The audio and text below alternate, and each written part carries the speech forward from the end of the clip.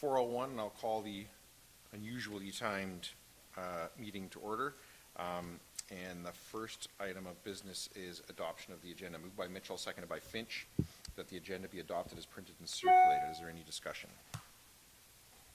So we will then, if you're all willing, move at 4 o'clock straight to budget deliberations, 8.5 A and B, and then we will break around 5:30 for supper. If we're finished by then we're finished budget for today. If we're not finished by then, we'll suspend it. When we come back from supper, we have 3 timed items then, 6 o'clock insurance delegation, 6:15 Beachville District Museum delegation, and 6:30 unfinished business minor variance. That seem reasonable to everybody? Okay. Any further discussion on the agenda? All those in favor? Opposed? That is carried. Are there any declarations of pecuniary interest or the general nature thereof? Not seeing any. And minutes. Moved by Finch, seconded by Mitchell, that the minutes from the November 1st, 2023 council meeting be adopted as printed and circulated. Are there any issues with those minutes? All those in favor? Opposed? That is carried.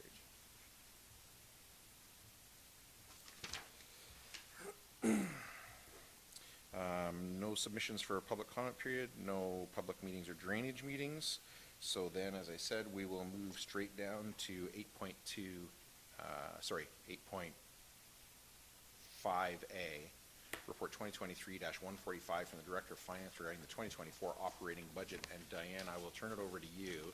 And I'm going to suggest that we do this the way we normally do, and Diane basically run this portion of the meeting, and you guys, as long as you all behave well, ask your questions of Diane, and Diane will run it, and I'll only get in as we get to somebody wanting to actually move a motion to change something or something like that. As long as it's just questions for Diane, we'll just go that way. Okay, Diane. Okay. The report before you is a high overview of the operating budget. It is not the intention of staff at this time to go line by line through the document. Staff have been working with council members to answer any specific questions, and we continue to do so if there's anything in the report. As outlined in the report, this does not include at this time the expended growth assessment of the township for 2024. The township is anticipating an estimate growth of $240,000. Once that has been received and confirmed by MPAC, a report will be brought forward to council at the next council meeting with that and how it impacts the tax rate then. Okay. So as outlined in the report, there's a significant increase in the operating budget as outlined. And we have been able to identify some of these increases, and as they're outlined in the report for council to review. So as we're going through this, one of the large, and before we get into that, I've also provided in the table A, before we get into all the details and everything of the report, just a summary over the years of what our tax rate has been, the increase of the tax rate over year, and our tax levy requirement in a total, okay? And then how that increase in the tax levy has been as a percentage. And then I've just added the cost of living there, also as information, okay? So during the draft operating budget, there has been an increase in wages and benefits. A majority of this is through the cost of living increase of 3.6. There's also, in this document, we show that there's a leap year involved with this. This document has put aside a full just an extra payroll of $125,000. That's for a 2-week period. But as I've been discussing this with council, it would better be representative that it would be a 1 day. So instead of 8 days of that $125,000, it should be 1 day. But in actuality, when we're actually going to take the actuals from reserves, it would only be based on that 1 day and how it affects for the year. Okay, so we would never actually take that 125,000. This was the worst case scenario, but we can always bring those further details to the next council meeting if that's what council wishes. Okay. Also for 2024, something new is CPP. They've done a tiered structure, so anybody that makes more than 68,500 will go to the next level, and so the difference between 68,500 to 73,200 is an additional 4%. So that's roughly $188. Okay, so that's an added cost. Okay, also is OMERS. They're starting, this is the second year with OMERS that they have given the opportunity to part-time staff to participate in the OMERS pension, and when that happens, the employer will have to match that. So this budget recognizes that by taking a percentage. So what staff have done is taken 50%. Not all staff participate in it, so we went with a 50%. Okay. Also included in this budget is the addition of 1.5 full-time staff and 4 summer students. Okay. The insurance cost has increased, and then we also have a significant cost in fuels and repairs of vehicles. We had seen in 2023 that there is a large increase in repairs of vehicles, just in parts, tires, those components alone, and so this budget reflects those increases. Going through the budget, I have outlined various areas within the budget that we're seeing expenses that we have. So at this time, I'm inviting council if they have any additional questions on above and beyond anything, or for any of these items that have been mentioned, I'll be happy to answer them. Diane, I'm still not 100% clear on the impact of a leap year. Okay. When I first read it, I thought, well, maybe this is one of those years where there's an extra pay day, but that's not how it works. No, so we accrue, so the pay period at the end of the year actually falls in January, the last pay period. So we normally you have to take those 7 days, I think it's 7 days in 2024, that we will expense back into 24 from 25, okay? So, but every year it's 26 pays. So it all depends, but every 11 years there is an actual payroll that happens, and it's a 27 pay year, okay?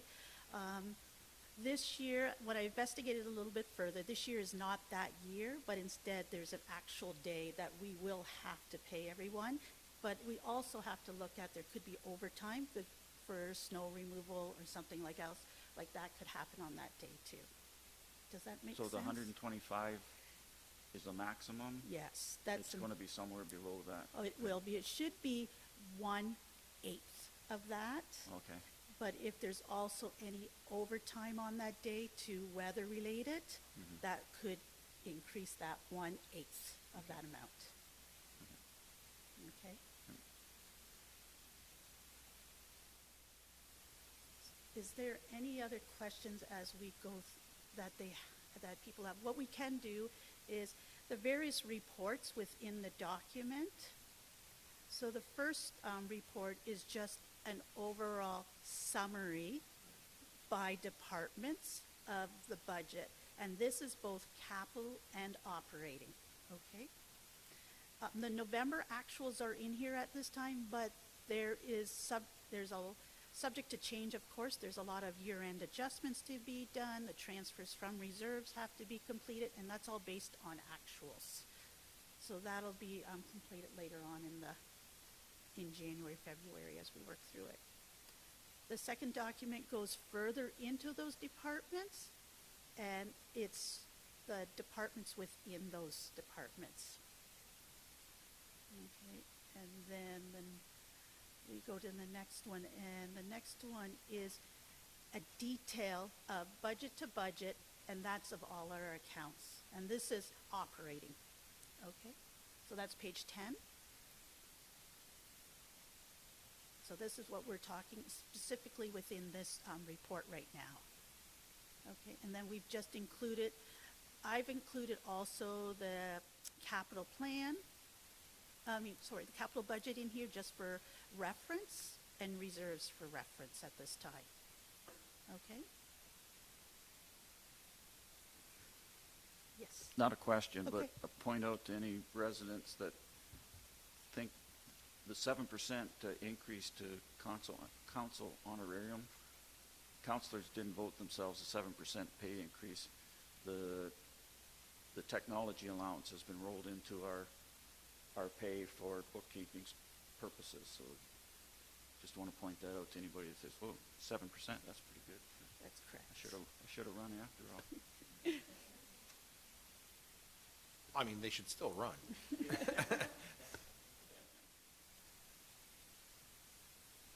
Is there any other questions that council has on the operating budget?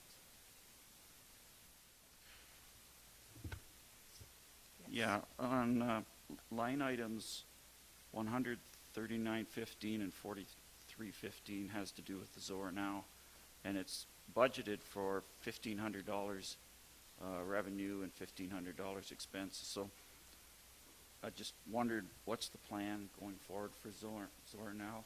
I know it was switched to fully digital, and then the next issue was digital with some printed copies. So, not a huge budget item, but I'm just, since it's in there, I'm just curious about it. Yes, so the way that it's in the budget right now, it would remain the same as what we did for the last publication, which was electronic, and then we printed 400 copies and had them available at township facilities for residents to pick up. And we found quite a savings doing it that way, and some positive and some negative feedback from that.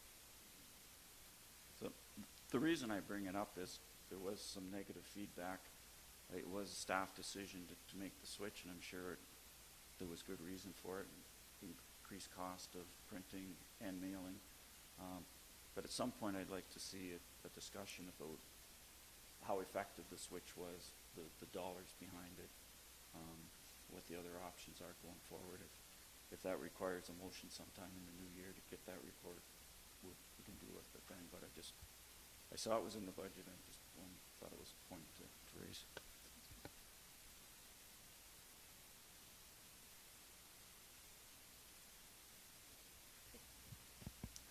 I have a question in relation to the health services line in the budget. So especially for new members of council, there has been some historical initiative in the township to recruit a physician to Zorra, and now there's an agreement in place, and the specifics around it are a bit vague. So can you just speak to what type of service it is that the health services line is funding operationally? Yes, it funds the salaries of that medical office, so that we're helping the residents to have that specialized professional here, and this is an initiative that was put in place a number of years ago. Thank you.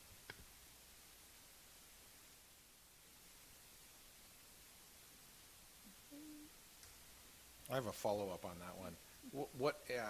What is the nature of our agreement to provide that funding, and what's our opportunity to terminate that agreement?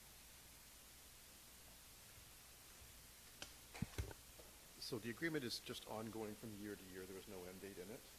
So there is, I believe, a termination clause in there that could be exercised given notice to the other party.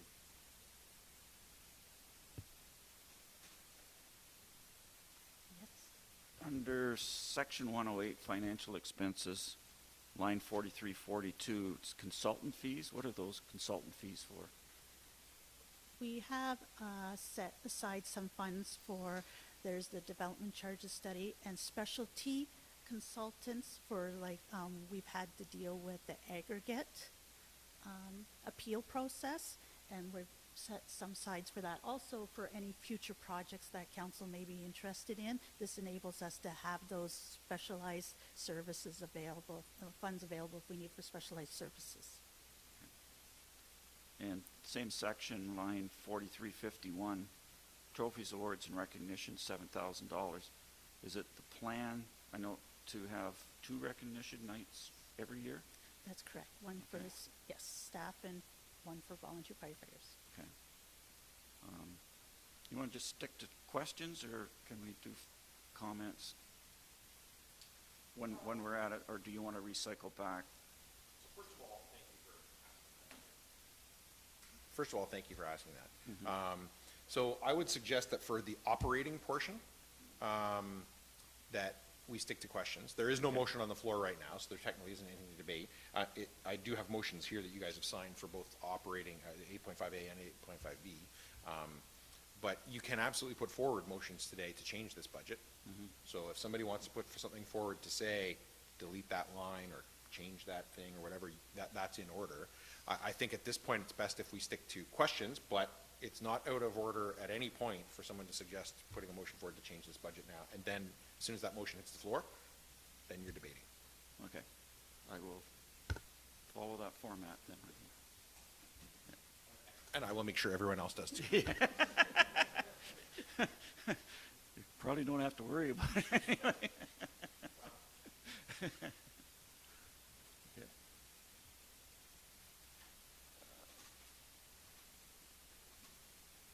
Yes. Okay, Continue. moving down to fire protection. I noticed that line 12043, oh, sorry, 1204101, fire mission regular wages. If I remember correctly, that is not just the chief's wages, that includes staff support to That- the fire department? That's correct, 50%. Okay, that's good to know. And 4326, I noticed there was a decrease in,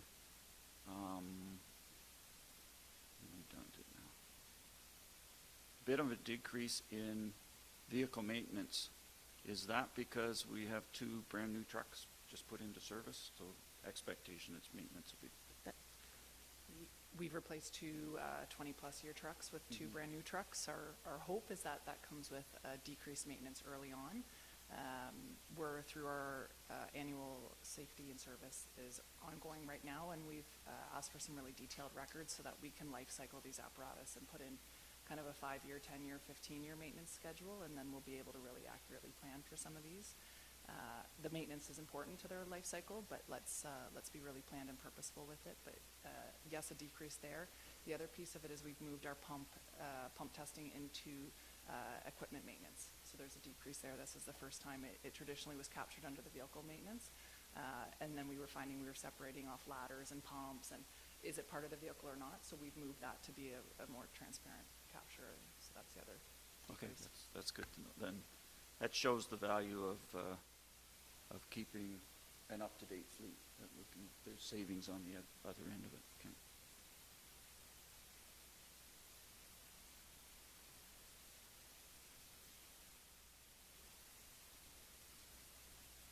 Any other questions on operating? Yes. Okay. 230, Embroke Town Hall.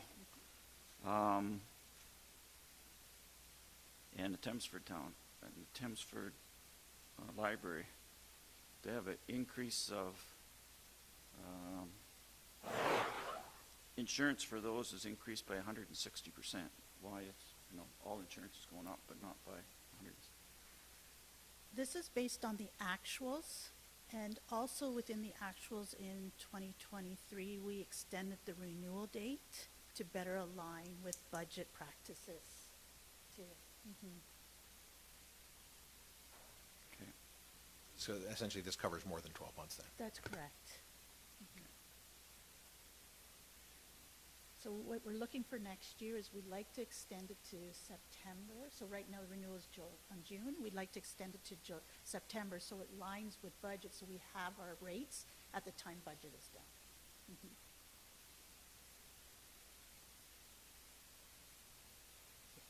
Yes. down to General Recreation Department. Lines 240, 4101, and 4105. Total wages for the general recreation are increasing by a little over 55,000. Which staff are covered by those wages? So in general recreation, we have the recreation coordinator, director of recreation facilities, and the supervisor of facilities. And right now, there's 2 students in there. In the past, those, I can't guarantee how there might have been at some point a portion of each of these positions spread out in other areas. But the staff who was looking after that split, I'm not quite sure how they did it, but this is the structure I have set it up this year. Okay. And so also, when you're looking at parks, at recreation facilities, when you're looking at wages, the budget this year, to make it simpler for budget purposes, we have allocated the wages between the general recreation, and then also parks, not parks, TDRC, Tempsford Recreation Center, and the Embro Community Center, so that we have 3 large components, and the majority of, so if we have 2 staff working at each facility, their wages are split between those 2 facilities. And then we also have the pool and the camp, because we know the pool staff, we know that's all allocated to pool, and same with the camp. No, this budget does not reflect any staff salaries going to parks, and that it just was, we felt we didn't know exactly the number of hours they work in each park or anything like that. This was more, this could help us better budget for this year. And then, but we'd still use our actuals going towards each of those parks. And we can only depend on actuals based on the timesheets that are filled out. So if a staff member does work at parks and works at the arena, but they've only put on their time card arena, we can only calculate based on where they put it on their timesheet. So we're hoping the actuals do reflect, and that is something we're revisiting with staff over the year anyways. Mm-hmm. The 2 students that you mentioned, what roles are they going to play? I'll have the recreation speak to that, please.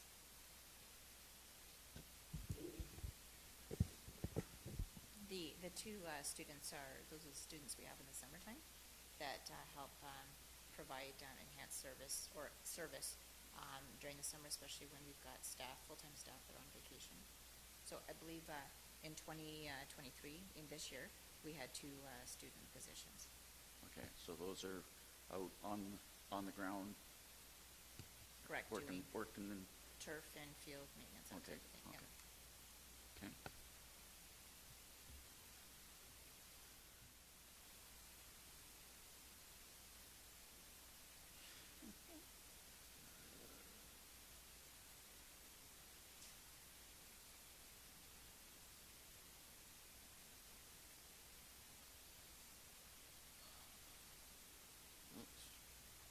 Councillor Stewart. Just while Paul's looking up his notes there, Yeah. could you clarify, under the former Tempsford Fire Station, $25,000 land leases, what is that? Is that the rental of storage space for rec?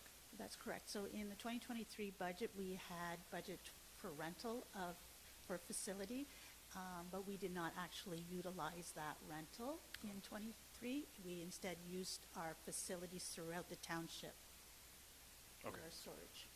Okay. And that's the 25 coming back in another line earlier in the budget then?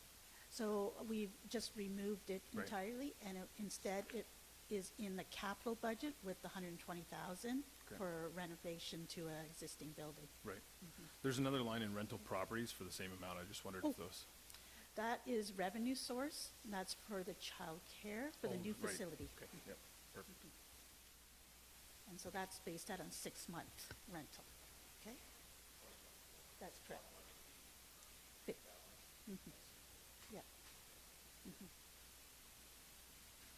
Still in general recreation, line 4131, CPP of 51,000. This is a great catch. My fat fingers made a mistake and I actually transposed the numbers. It should be 15,006. So there is a savings there of 36,000 that we can reduce the operating budget by. That's good. And it always amazes me. There's literally thousands of numbers here. And if you only have one where there's a transposition of Yep. numbers, that's better than I could do, I'm sure. So that was the easiest 36,000 that we could come up with. And I've been looking for more. Yes. This is sort of a broad analysis question. So looking at the operating budget as a whole and looking at that, those notes you have at the top were such a great tool in pulling out those things that really we needed to be drawn to. So the only piece within there that I'm seeing that is, a shift in our service level is the addition of the 1.5 full-time staff. The shifting in the staffing level there is creating a bit of an increase. But in terms of the remainder of the operating budget, are all the increases, is it accurate to say that the rest of the increases are being, are a reflection of the added cost of doing the existing business we have for our existing service level delivery? That's correct. Okay. The notes were really great in detailing where to highlight. I was just wondering if there was anything else I was missing that was reflecting a change to how we're delivering services as opposed to just the increased cost of doing the regular business that we've always done. That's correct.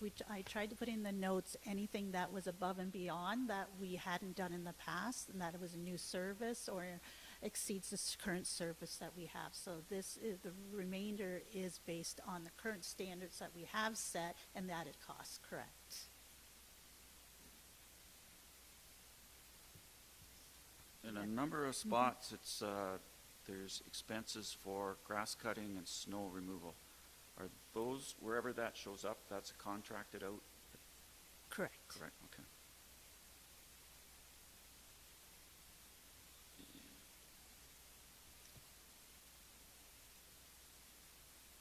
And the last I remember about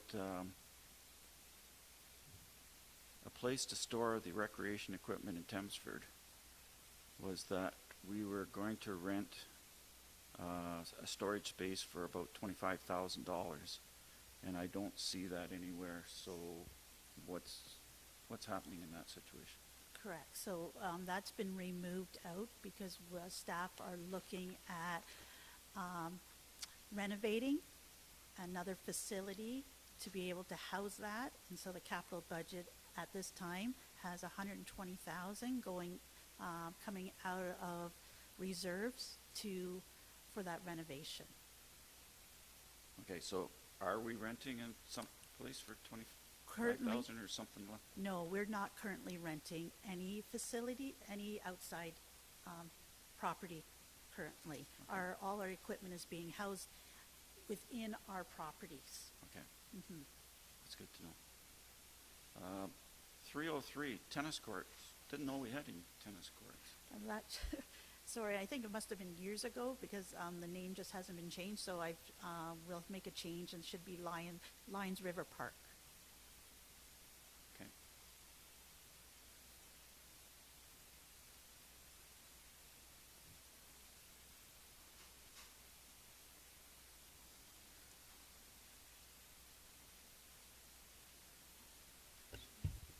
One thing that stood out to me in some of the notes in the front end was the one about the police servicing. I mean, everything else is increasing with inflation. So to me, if something is staying the same or dropping, that means that we're losing service. When they came here and did the delegation, I don't think the data was overly clear to say, like, we're trending up, we're trending down, but I do remember seeing in the budget surveys from the county level that there was a lot of comments about policing. Did anyone get context from OPP as to why their numbers would be the same as they were, or actually slightly less than a previous year, as a from a budget standpoint? Like, it just stands out to me as something that should be increasing like everything else. So it is a formula based, And normally your base stays the same, is what I'm understanding. And it's anything above and beyond for special projects, if they've had a special event that they've had to attend to on the township, that's where those additional costs would be. And I would think that in the past year, the township has maintained just a basic level without the additional services needed for those special events that may have happened. If I could follow up, isn't it, the formula is related to calls as well, isn't it? That's Doesn't it fluctuate correct. based on, there's the base Yes. rate, then calls, and then also additional, Yes, so big if our, events, yeah. if our demand for service based on calls has gone down. Yeah. Yes. Okay, the big number that really jumped out was the increase in wages and vacation pay for the two community centers. It adds up to about 257,000. Now, you explained earlier that part of that is because what was previously allocated to parks is now put into the two community centers, and for good reason. But that's still a significant increase. So what's driving that? I'd have to do a more deeper analyzing of that particular area of the wages. Right now, I can't give a direct answer. I would have to do some more analyzing of that. But based on the number of hours that I've been provided by staff on the staff for that department,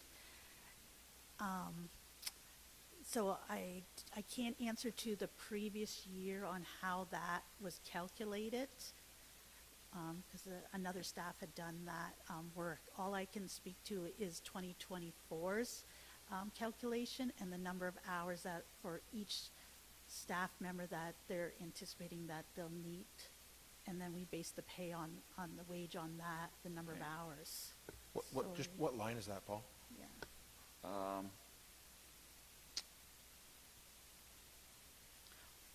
390-4101 to 4116, and then that covers one of them, and the other one was 400-4101 to 4116. Yeah. Yeah, there's it's a huge number, so.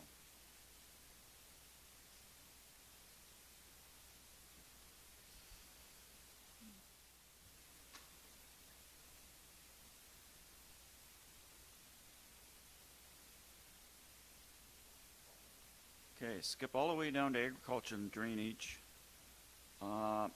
Under 37, or 470, 3769,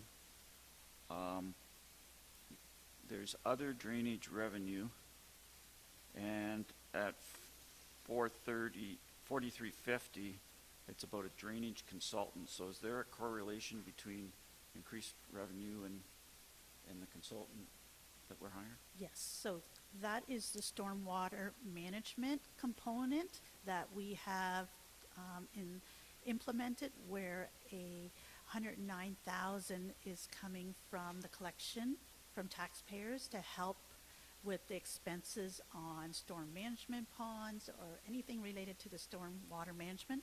So we are collecting the revenue and offsetting that again with a consultant for the next phase of that work, including some ditching and cleanouts, and yeah, so. And then the difference between that will be transferred to the reserves for that, Okay. for stormwater That management. answers my second question, because I knew we hired the consultant to develop the program and decide what the fees should be, but there's further work to be done, and that's why we need to keep the consultant That's on correct. board. Okay.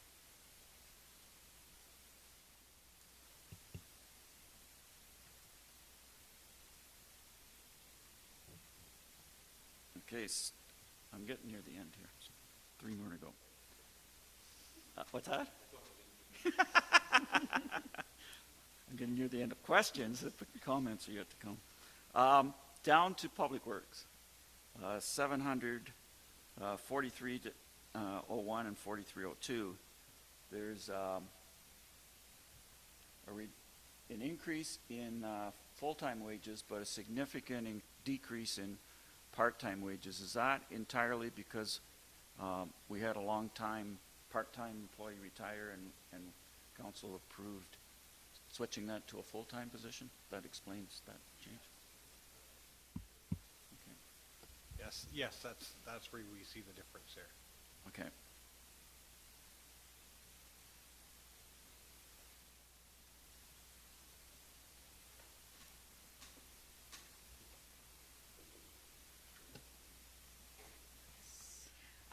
Can you tell me, number 16, what is 20,000 towards traffic calming measures actually get us? So it's, if there is, that just puts a bit of money in hold. So if we have request for traffic calming study, so it helps pay for consulting, and it helps for any results that comes from the consulting, such as any signage, speed monitoring signage, and items like that, the delineators and things like that. So it just puts a little bit of money in that item, so if we do any traffic calming requests, then we have some money in there to actually back that up. Just to clarify, that's because because council adopted before you were on council a traffic calming policy that allows residents to fill out the form. So that's correct. Enables us to actually do something when they fill out the form. Can I ask a follow-up to that question? So if, for example, there was traffic calming, a call for traffic calming, and there was an assessment and a consultant, and there was determination that there was some work that would benefit, but it exceeded what is in this budget, what would the process be? Would staff bring that to council for consideration of doing additional works that have not been budgeted for, so that we can look for additional funds, or? That would be an option. It's written in the policy that if it's over and above what we budget for, we probably carry those changes to the following budget year to be budgeted for. So those actual measures wouldn't happen until the following year, so they could be budgeted for. And one more follow-up. If there are no requests for traffic calming or no areas determined to need any of this work at the discretion of staff, would that money then be earmarked specific for traffic calming improvements moving forward? Okay. That's correct, yes. Great, thank you. Public Works still 4301 and 4302. We've got 10,500 for heat and 22,000 for hydro. I know we're keeping the hydro on in the Kintor shop, but no heat. I don't know if we're heating the Embro shop, keeping the hydro on, but no heat. I'm not sure whether we're heating the old Kintor shop or not, but the ZMF is supposed to be carbon neutral, and we're generating, so why are we budgeting over $32,000 for heat and hydro? Right. So yeah, currently right now, we're still keeping hydro on at the Embro shop, just no heat.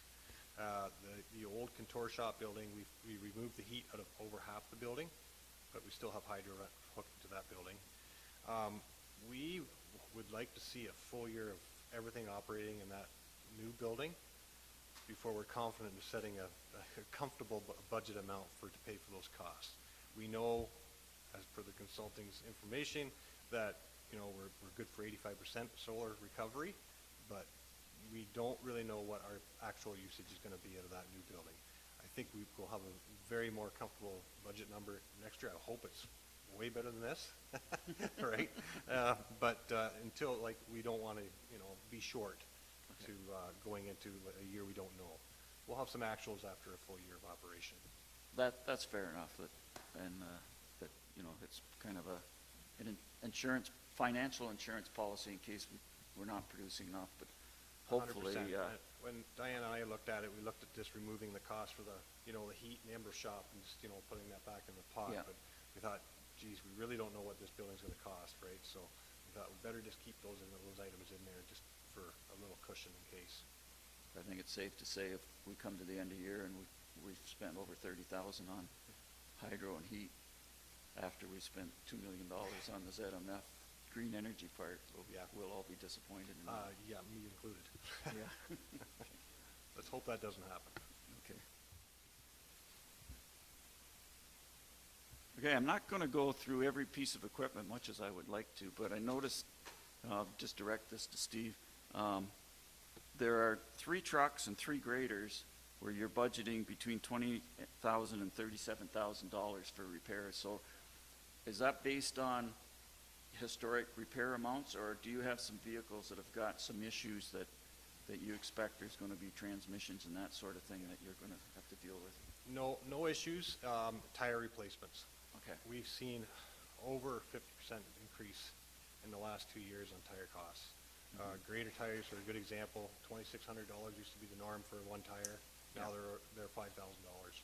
So 6 tires on a road grader, it's a huge bite. Yeah. Truck tires, we're seeing the same thing with that. Front steer tires are over $1,200 each, right? Rear tires are over $1,000, and there's a lot of tires on a truck. So yeah, that's the trucks are in a program. We replace those tires every other year. No. If need be, we have a guy that comes in and checks them when they're a replacement. If they're due, he measures them and gives us recommendations. And the same with the grader tires. We usually try to get 3 years out of them. Last year, we couldn't source enough tires for our graders because they just weren't out there. We had to pull a bunch of spares out of stock to try to get us through. So that's why you're seeing an extra machine in the budget, this budget year, to get tires put on it. That's good to know, because the reason I kind of got my attention was I was hoping that there weren't problems with some of these machines where we're putting more hydraulic oil and stuff to patch them through, because if it is, Yeah. then we have to readdress our capital and No, our 100%. equipment No replacement. known issues at this time. Okay. I wish I knew what the surprises were going to be. There's always those. So, yes. But like you say, it's not hard to spend $100,000 on tires. Well, yeah, and it was Much shocking more. this year how much, when I was getting Yeah. estimates to put these budget numbers in, it's shocking of how much some of the stuff has gone up. Right. The good news is they'll be easier to change than in the Correct. past. Correct. And my last question is, line 721, there was a $10,000 for workers' compensation expense for the 2014 CAT. Yeah, that was my error. I think I put it in the wrong column. Oh, okay. Should have done out of just general repairs. Okay, so it was, we're not saving 10,000, we're just putting. No, in a unfortunately, no. different- Okay, that just kind of jumped out to me as why that was identified that way. Okay. Believe it or not, it's the end of my list on this budget. Any other questions for Diane before I read the motion?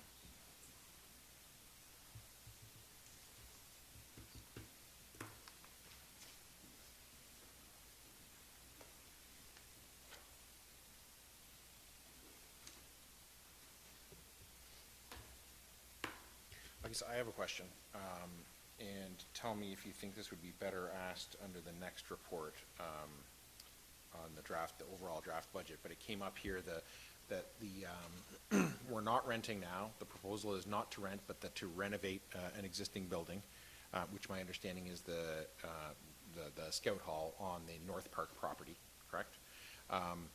And so I guess that facility is currently used by a user group. Do we have an agreement with that user? Do we have an agreement with that user group? No, we don't. When I was looking through some of the past reports that staff had filed with council, there was direction from council, I believe it was in December of 2022, that authorized staff to go ahead and negotiate an agreement and/or look at additional facilities for, I think it was Kintor and also the Chelmsford Scouting Organization. So I was just made aware of that, so nothing has been done on that front as of today.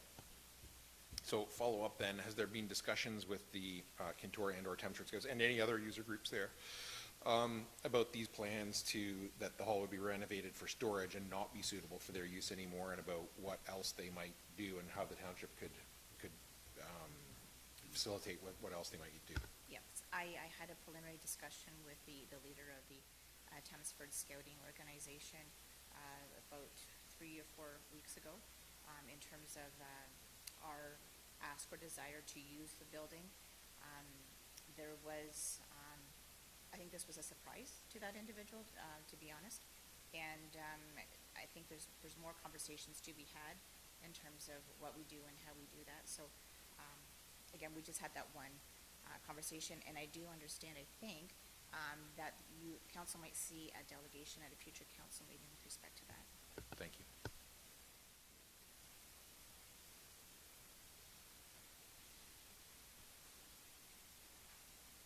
Can I just ask one follow-up to that? So I think this is actually more for Diane. So because it's included in this budget, that allows for the project once the specifics are determined and the arrangements made with, how we're moving forward with our agreements with our user groups. Because it's in the budget, it allows for those funds to go towards that project without any, they're available for it. If the project ends up being at a different price point, then there will be an update, or if there's a delegation and a decision point of council that changes the course of action for this, then that's also still possible. So having that in the budget isn't confirming that something is happening. It's just making those funds available and earmarked for that function if that's where things go. That's correct. So the whole project scope could change, but it's in there for council to be aware of, that we're in the process of looking at that project, and the council will be seeing future reports on it. And the intention here is that council would not pass this budget finally until the December 6th meeting. So council would still have time to, change it at that time if they wanted to. Either way. Any other questions for staff?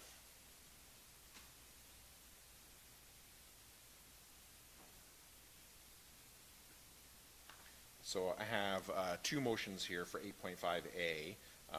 The first one is a specific change to what's in front of council right now. So I'm going to read that one first, and you can consider that. Depending on what you do with that, maybe you can put forward another one to change it. And then when we have dealt with all of those, whatever ones you put forward, there's one here to adopt as amended for final adoption at the December 6th council meeting. That makes sense to everybody? Okay.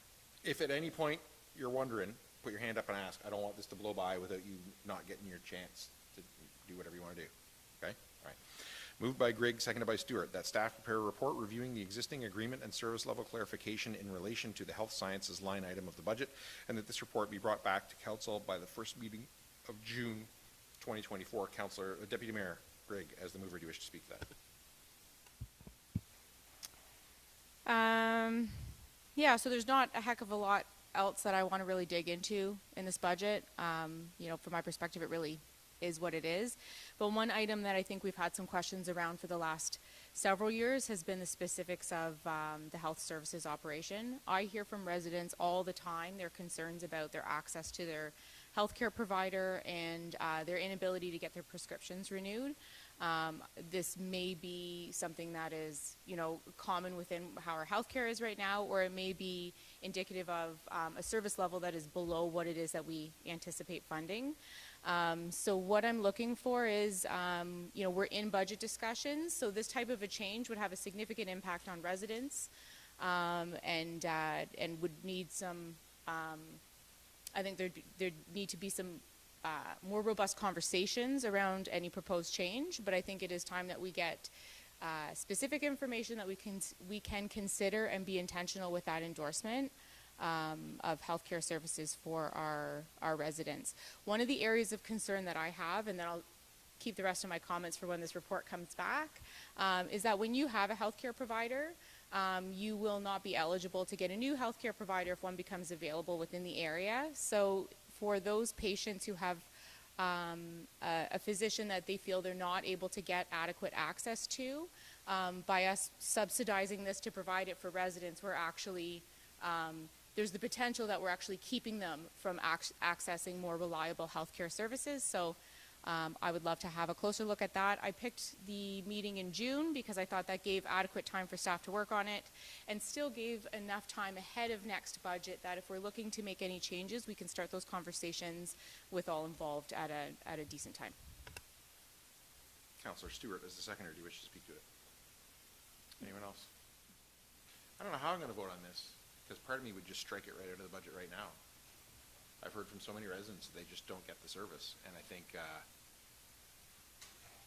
if we only fund this so that they get the service, and I have residents calling me saying they're not getting the service, I think I would be tempted to just strike it right out and just take the money out of the budget and save it. I mean, I've always been a little bit torn on this because I sort of feel like why is a municipality funding healthcare? There's a whole Ministry of Health with vast taxation powers to do this work. Why do we have to do it? The reason that we did it was all good. It was to get our residents access to healthcare. And in Oxford County, of all the area municipalities, the only municipality that shows up as not being underserved by doctors is Zorra Township. It's because of this. Except that I get calls. I had somebody cutting my hair and actually crying to me because this is their doctor and they can't see them. And I thought, well, that seems like a pretty bad use of tax dollars if somebody is crying to me that they can't even use the service that we tax people at over $80,000 to. So part of me is tempted to vote against this, to say I would rather just take off the chain and just say, just remove that line entirely from the budget, and there's $80,000-ish dollars. I don't know how I'm going to vote on it, honestly. Anybody else before I call the question? Moved by Greg, seconded by Stewart, that staff prepare a report reviewing the existing agreement and service level clarification in relation to the health services line item of the budget, and that this report be brought back to council by the first meeting of June 2024.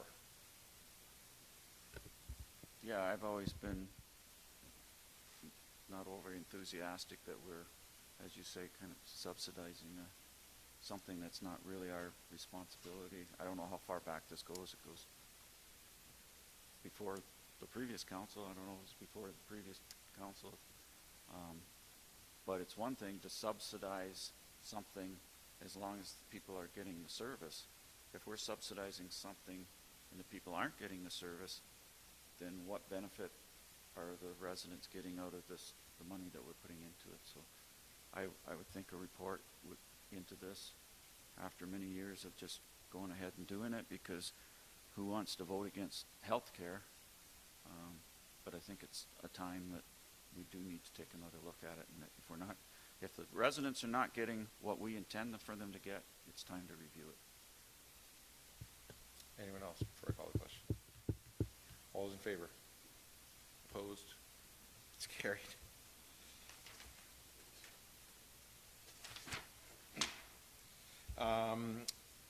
Anything else before Councillor Mitchell?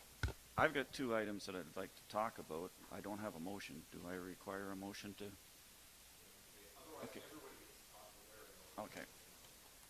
I will put something together. If you want to take a recess, well, okay. 6 minutes, Paul. Be back at 5 o'clock. That should Good? work, Yeah. yeah.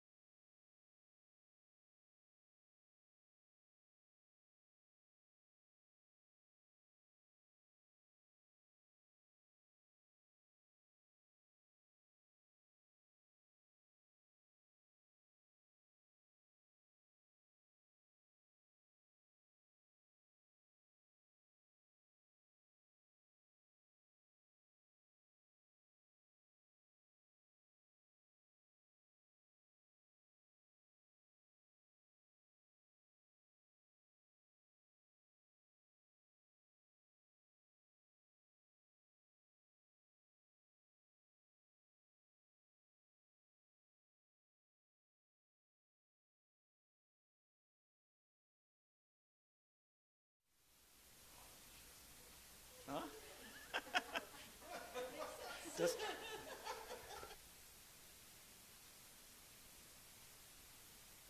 Everybody's ready to go back then?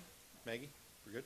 All right, I'll call the meeting back to order, and I have moved by Mitchell, seconded by Finch, that the Township of Zorra hold a recognition night for Zorra Fire and Emergency Services members and an employee recognition night for all Township employees every 2 years on alternate years. Councillor Mitchell, as the mover, do you wish to speak to that? I know this past year we had two recognition nights, two separate recognition nights, because we hadn't had any recognition nights due to COVID for, 3 years. And I think it's important that they are two separate events. The fire department is a very formal event with uniforms and medals and presentations. The event for all employees is much less formal in dress and in the way it's presented, and the whole atmosphere is different. So I fully support that we have two separate recognitions. I know maybe 5 or 6 years ago, we had a recognition night. We tried to put it together, and it just didn't work. The firefighters were all in full uniform. Everybody else was in jeans and regular clothing. So, but I don't think it's necessary to have both of those events every year. So what I'm proposing is that we do have two separate events, and every 2 years, and make it alternate years. So 1 year there would be a firefighters event, the next year it would be for all employees. This budgeted $7,000. That price is going to go up over time. It's not a huge saving, but I think it's someplace where we can save a little bit of money, and I don't think it's required that we have recognition nights double recognition nights every year. Councillor Finch is the seconder. Do you wish to speak to that? Anyone else? Councillor Stewart. More questions so I can get some clarity here to help me make a decision. So 7,000 that's the entire cost of the event? To me, that is low. The catering and all those expenses. It wasn't even a full 7,000 this past year. Just a question of clarification for me. This is the event that we had in the TDRC catered by Village Deli that time. Yeah. Deputy Mayor. So question for staff. In terms of other recognition or appreciation towards our staff, there's a small gesture that takes place at Christmas. No event in correlation with that?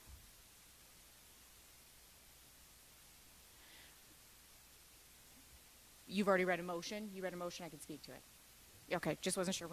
Just confirming where I was, sorry. There is a motion on the floor. Yeah, the motion is on the You are floor. debating. So I will not be in support of this. I am in full support of two separate events for the reasons that Paul has laid out. I've attended both events, and I think that they're both really great. We don't do a Christmas party for our staff, which is, you know, this is a separate thing that we do. So outside of just the recognition, it's an opportunity for staff to get together.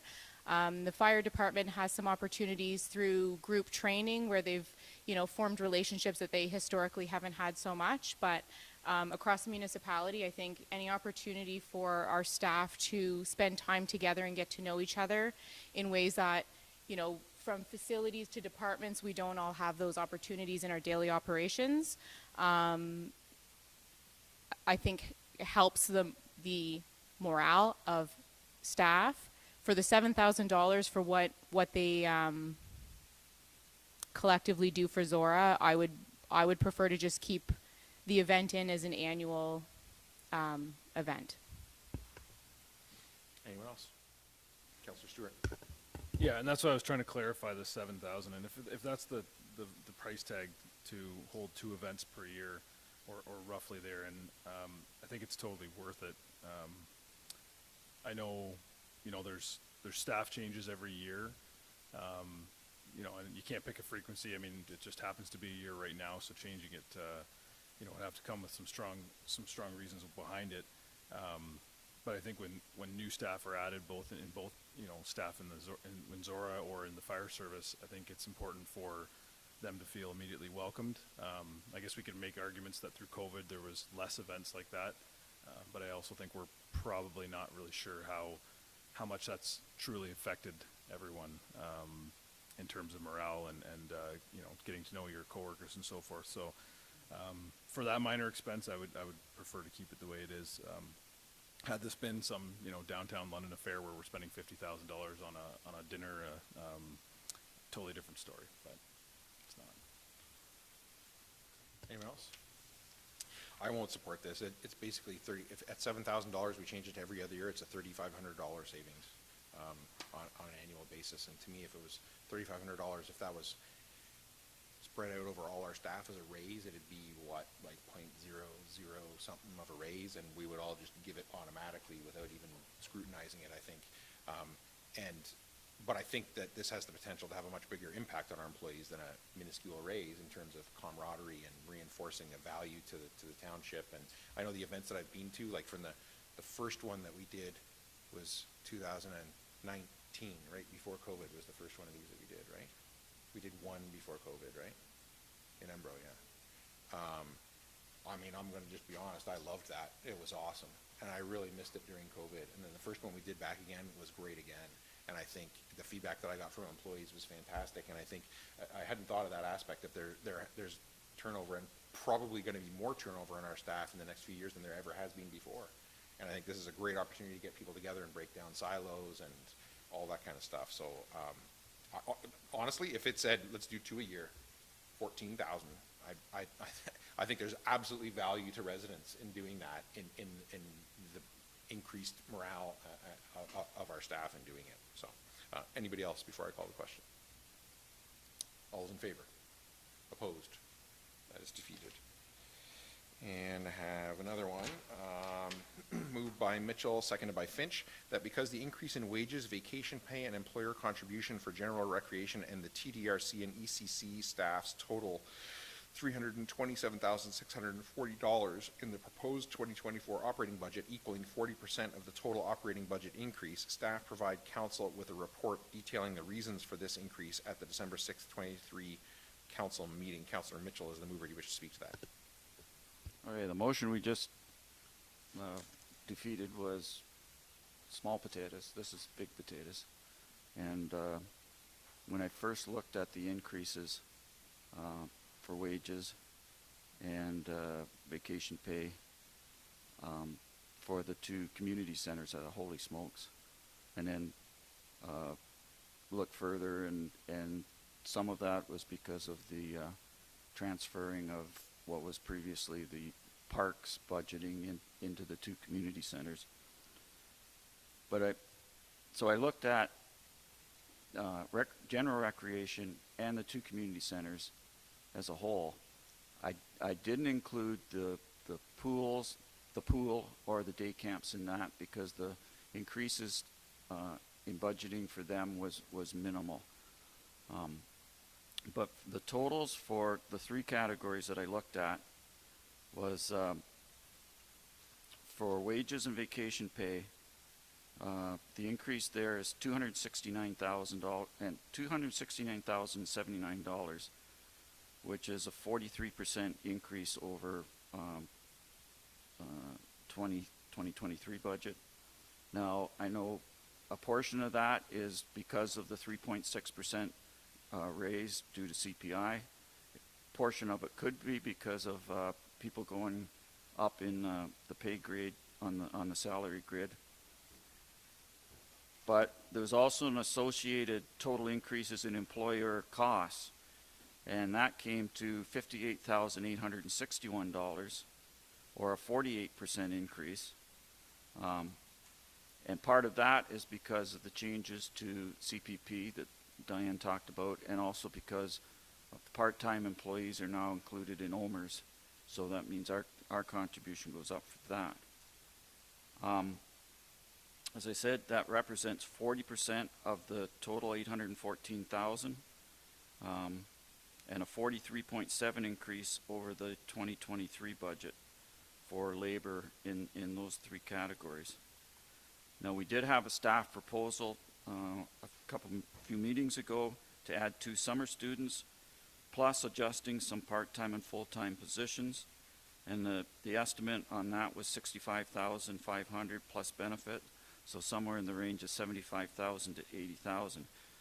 But still, if you take 328,000 round figures minus 80,000, there's still 248,000 increase in there on the budget on that. So we've got a recreation department that hasn't met the expectations of this council. We made a staffing change because of that, but it also hasn't met the expectations of residents and especially our user groups. And that's reflected in the concerns that are raised with the councilors that actually have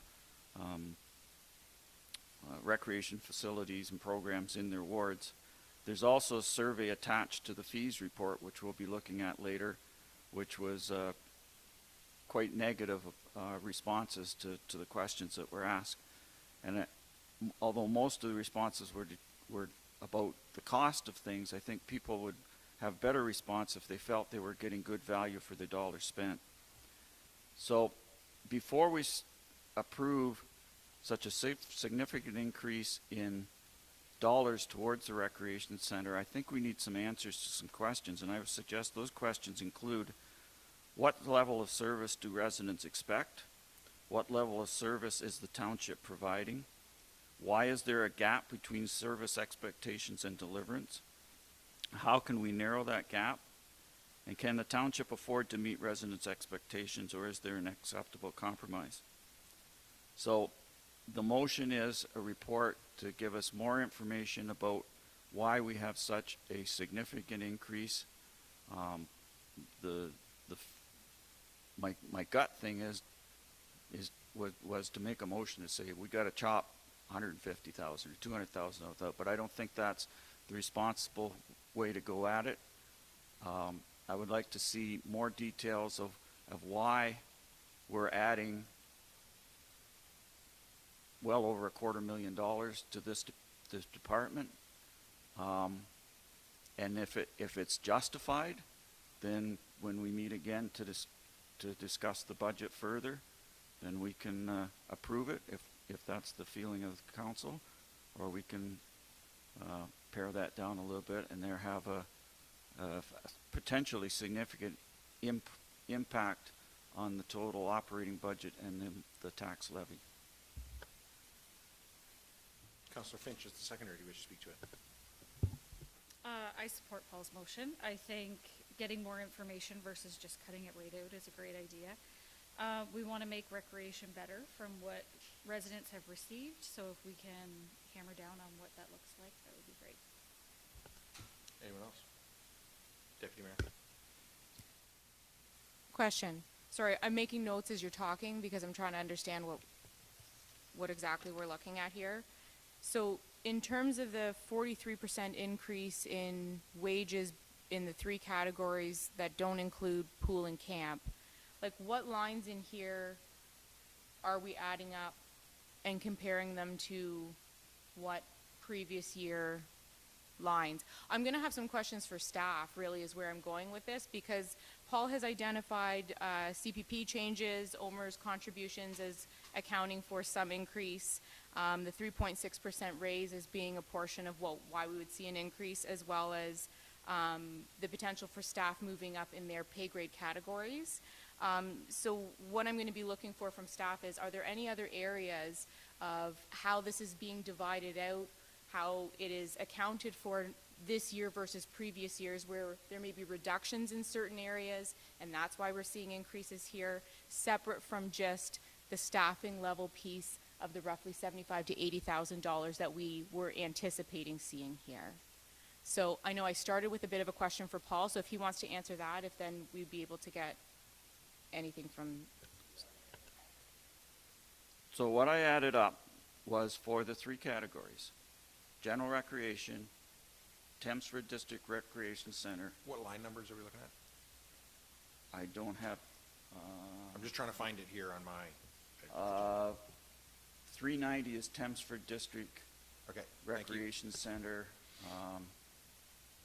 400 is ECC. Yeah, and then, general recreation was right at the start of the recreation Okay. part of it. So what I did was I added up,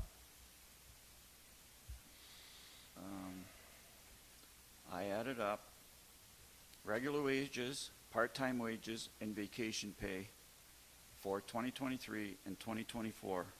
And the numbers I came up with were 895,874 for 24 and 626,795,000 for last year, for an increase of $269,079.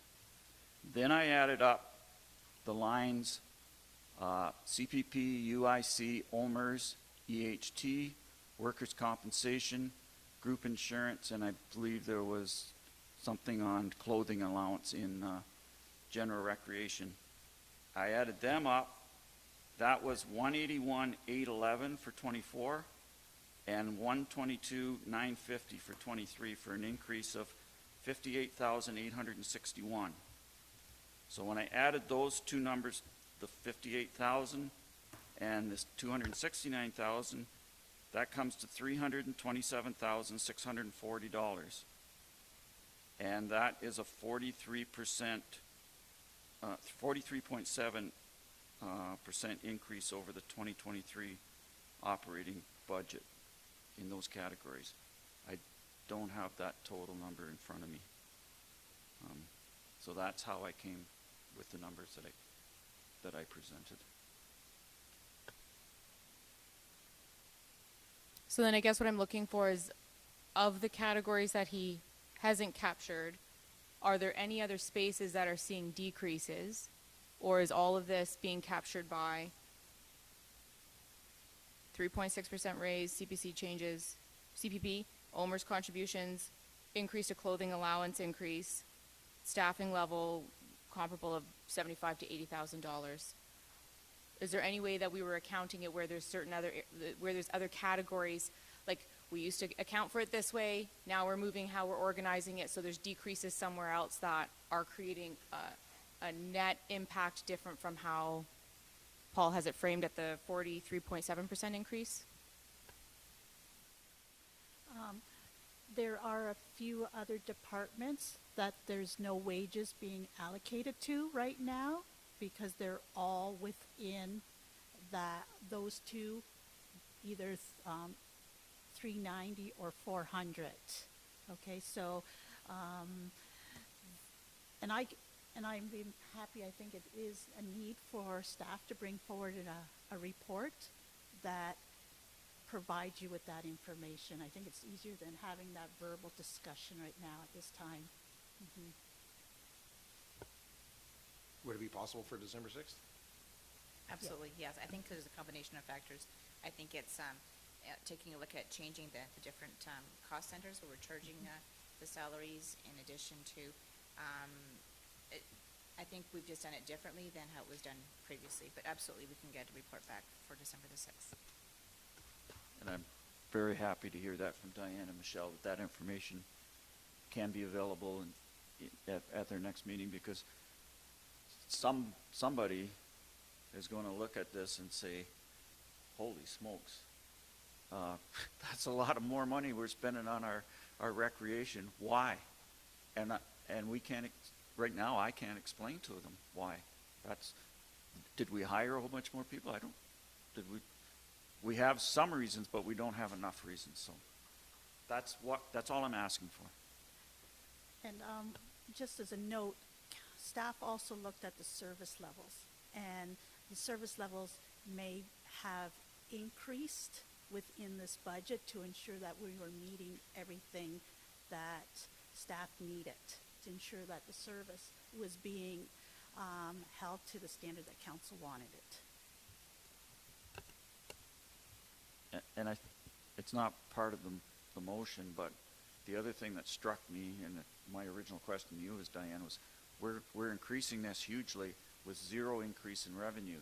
Now later on, we're going to look at the proposed fee changes, which is going to impact revenue for 2024, and that comes back to what you just said about service level, and that's the discussion we've had multiple times about service level and what we're paying for. Are we getting what we're paying for? I think people, as I said, people are willing to pay for a service level as long as they get it. But back to the discussion about the medical expense.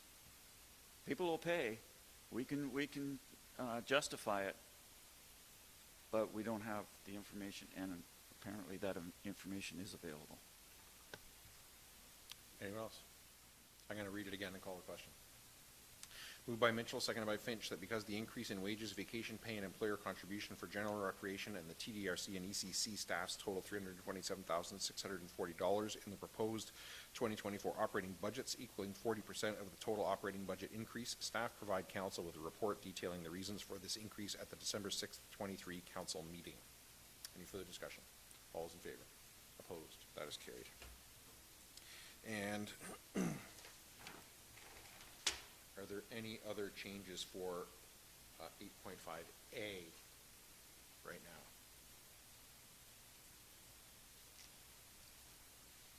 Moved by Finch, seconded by Mitchell, that council approve in principle the 2024 operating budget from report 2023-145 as amended for final adoption at the December 6th council meeting. Councillor Finch, as the mover, do you wish to speak to that? I just want to say thank you to everybody in this room. This is a lot of work, and for me, last year I was a deer in headlights sitting here looking at this, and this year I thank you, Diane, for going over so much of it with me beforehand. So yeah, thank you all. Councillor Mitchell is the seconder. No, I'll echo her comments, the amount of work that goes into this. There are a few issues that need to be addressed, but when you're talking millions of dollars of taxpayers' money, I think there are some questions that need to be asked and questions that need to be answered. Overall, other than the big issue that we just voted on, I think the rest of the budget is entirely responsible. Operating generally, there's not a whole lot you can do with it. You either pay unless you're hiring more people or making major operational changes, you got to pay the bills. You got to put the tires on. You got to replace the fire trucks and that sort of thing. So, well, I guess that's capital, but you got to put the fuel in the fire trucks. So no, it's overall a very responsible budget. Anyone else? I'm going to hold my comments because we still have 8.5B and we still haven't passed the budget yet. So I'm going to wait until that's done. All those in favor? Opposed? That is carried. So it's at 5:27 now. I think we should take our break now. When we come back, we will pick up at 7 delegations, 6 o'clock, 6:15, and then jump to unfinished business for 6:30. And then we will jump then to 8.5B, the overall budget. Good? We're adjourned.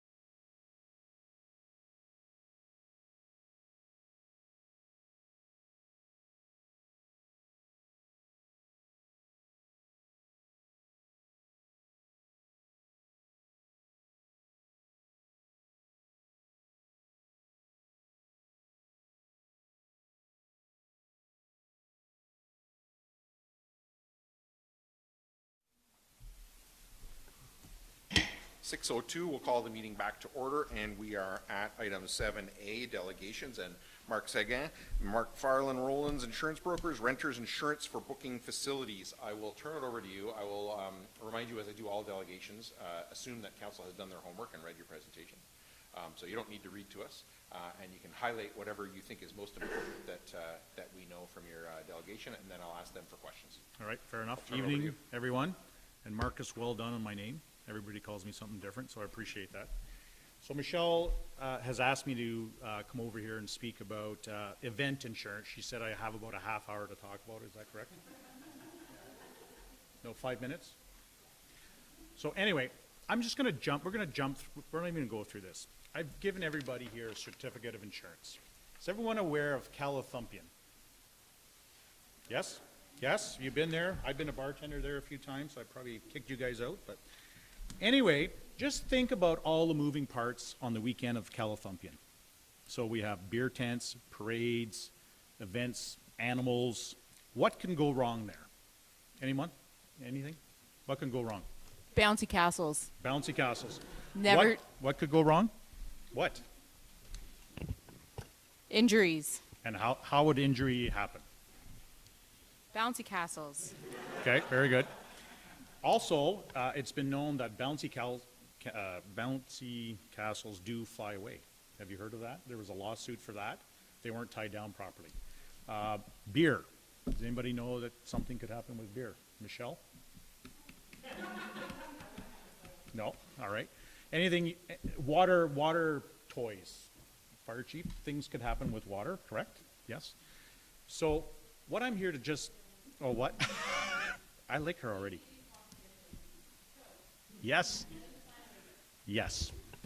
So what I'm just trying to make everyone think about is we as an organization, us, we don't want to have to defend or pay out claims if we don't have to.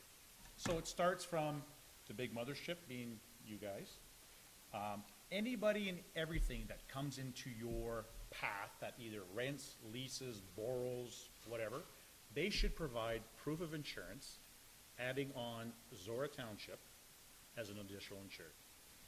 It's not a get out of jail card, however, it will demonstrate or show to the claims adjusters that yes, it was hosted on your property, but it was because of someone else that something happened. Will it discount rates down the road? Not a chance. But it's going to eliminate huge increases. So anything from someone renting the library for a little book showing to renting the ice, you should always request proof of insurance. Now, there's been programs offered through different insurance companies.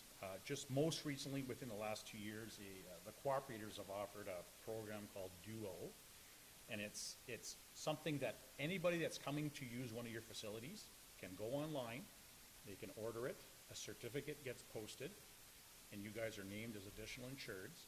Should something happen during that event, you guys are covered. So in the event that a claim does occur, who's going to be named first? Absolutely, Zorra is going to be named. But you're going to pull out of your file a certificate of insurance, and you're going to give it to me or to the adjuster, and you can say, it was because of these people this scenario happened. Now, there's always circumstances where, you know, we didn't put something right, like the electrical component, or we didn't close the door, so we'll be named for a proportion of the claim, and we'll probably have to pay out, because they always go after what's called the deepest pockets. But anything from renting, like I said, the library, the cost could be $7 per event. If alcohol gets involved, it could be $250 per event. But you as an organization, you don't want to be picking up any and every claim that comes through. Because every time a claim comes through, Don's going to be emailing me, and he won't be happy. So we want to keep the rates down. So it's a matter of asking absolutely everybody for proof of insurance. Questions so far? No questions? So what usually happens in a claim is, because Zorra is, they'll call it deepest pockets, they're going to name you guys for everything, anything, any incident. But when we give our adjusters this piece of information, we will defend the claim, and then we will reach out to the other party to get them to pick up the claims costs. So we'll incur some expenses. It'll be a small claim against us, but instead of us paying out $400,000 or $1 million for a slip and fall, or someone choking on something, or an inflatable toy crushing a kid, this transfer of risk will occur. You said 5 minutes. Question, you have to have questions. Questions from council? I'm free for an hour. Councilor Mitchell? You mentioned that there would be a range on what the premium would be. What factors go into that? Alcohol, obviously. Yep. The size of the number of people involved. Correct. What other things would impact? The time frame, if there's DJ involved, or if there's dancing, or there's music, if there's children involved, if there's water facilities, like everything, there's a cost for everything. So any type of event, so you're renting a hall to have a little meeting, it's probably $10. You have inflatable toys. It doesn't really sound right, does it? Okay, sorry. Mm-hmm. You have jumpy toys, what? That's not right either. Anyway, anything that there's a risk that someone could be injured or hurt themselves or cut themselves, trip and fall, you want to make darn well sure that these people have insurance, this organization. Now, this program is actually very good because they'll offer it to individuals as well as organizations. Whereas in the past, we had insurance companies that only offer to organizations. So this is a very good program. Now, it's probably going to bite them in the end, because once claims start going through and you're only charging $7 and the claim's $1 million, it'll probably crash in a few years. But right now, this is probably one of the better programs out there. There are other programs that you can administer, but it's a pain in the back end. So basically, same sort of program. Anytime someone rents a facility or whatever, they'll come to one of your administrators. You figure out what you charge them, and then you remit the payment to the insurance company. This little program is called Duo. Everything's online, and there's no pain to anybody here in the room.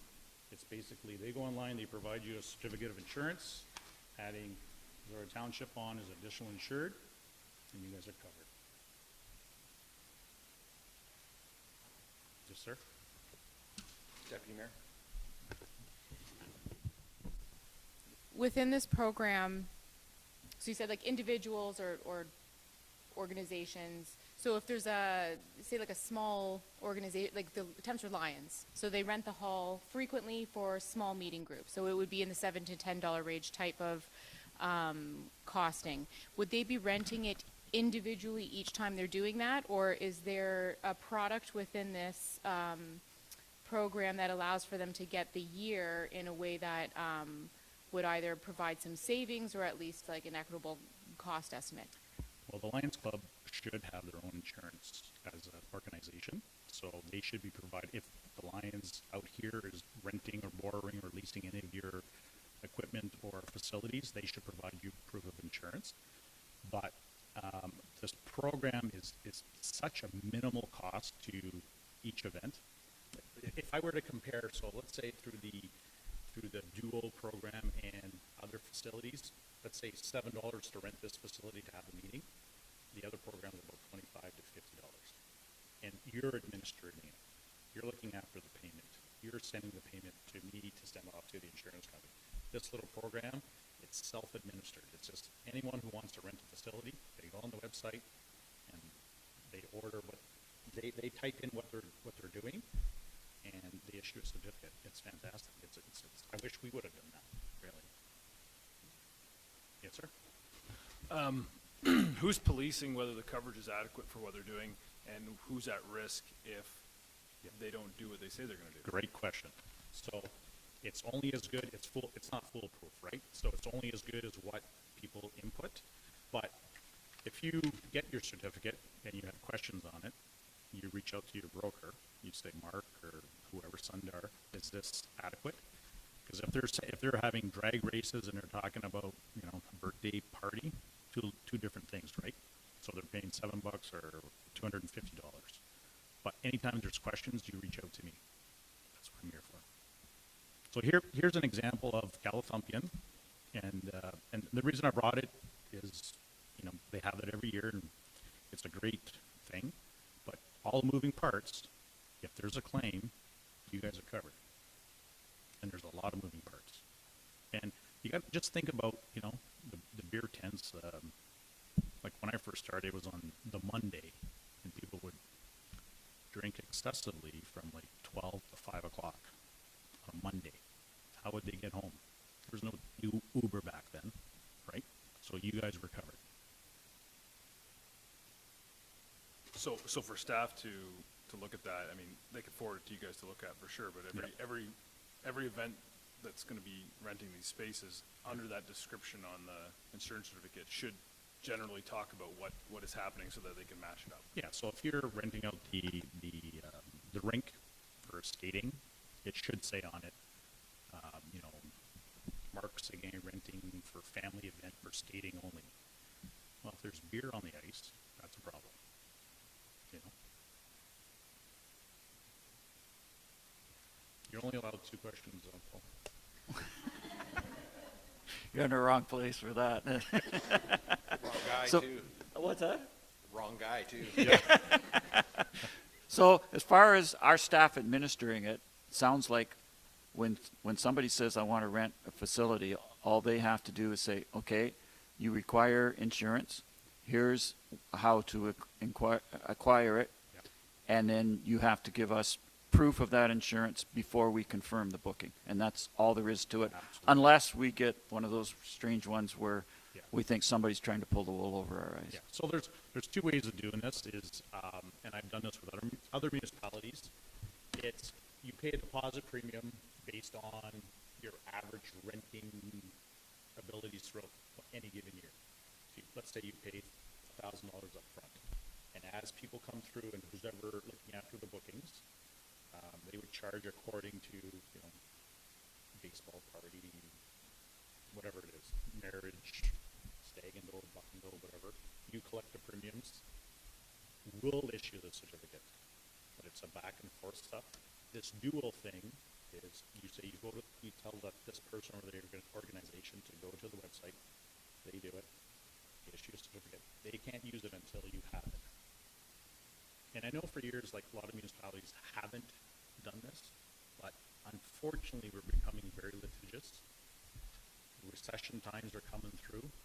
If people can find a reason to sue someone they figure that has deep pockets, and people always assume that municipalities have lots of money, they're going to come after you. So getting this little piece of paper, just paying in the back end for 10 minutes, could save you, well, hundreds of thousands of dollars on your liability premium down the road.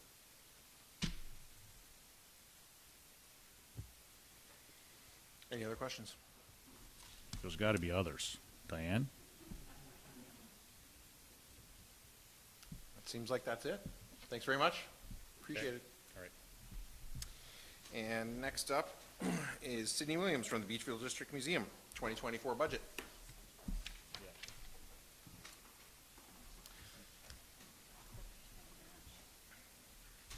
So welcome, Sidney, and as I said before, assume that this council has done their homework. They've read what you submitted in the delegation and hit the high points, and then I'll ask them for questions for you, okay? Wonderful, Thank you. absolutely. So I submitted the delegation report of about 4 pages. Do you want me to go over those highlights as well, or just focus in on the budget tonight? It's your show. You tell us what you Okay. think we need to know. Yeah, absolutely. Wonderful. So we'll go through first. For those of you who don't know me, I'll just do a little intro. So my name's Sidney Williams. I'm the interim curator of the Beachville District Museum, while Stephanie Raju is off on maternity leave. So I'll just cover a few highlights here. In grounds and buildings maintenance, we've had just our regular maintenance through the year since our last report. And then there were a few highlights here. So Southwest Public Health completed the inspection of our well on October 31st. At this point, we have no cause for concern, but I do have a meeting this week with them just to follow up about the health and safety of our well.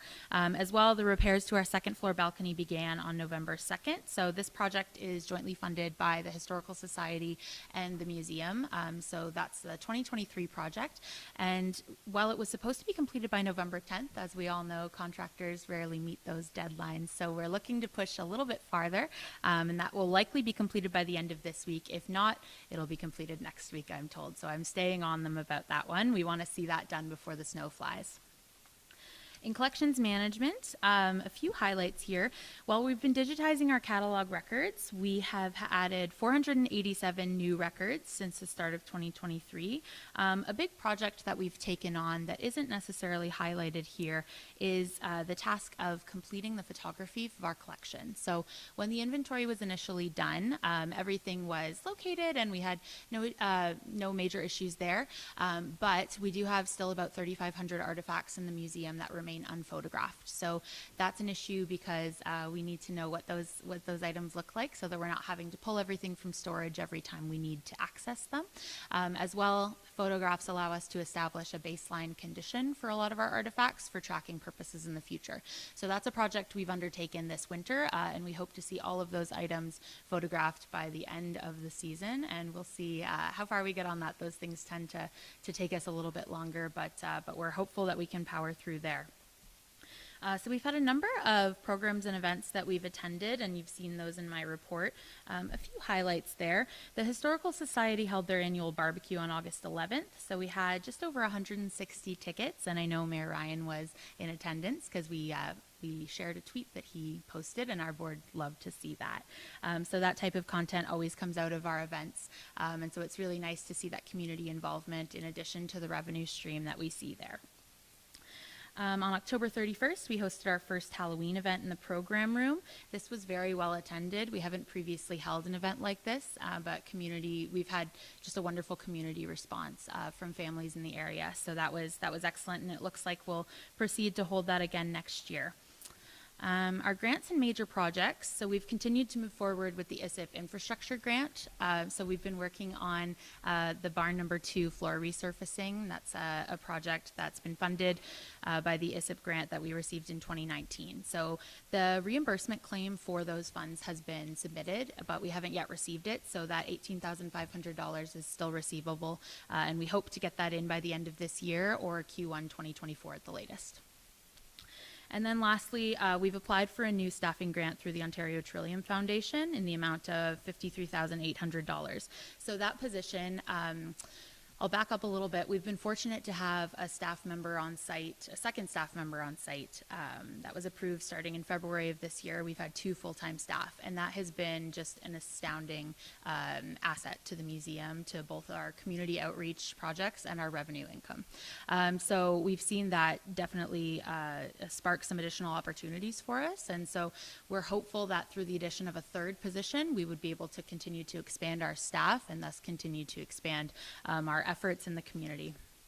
So we hope to hear about our success in the coming weeks there. All right, and then under the budget, so if you followed up with those notes, all of my notes were pretty all-encompassing there, so I'll open the floor up to any questions about the budget or the museum update specifically. Thank you. My pleasure. Questions from council?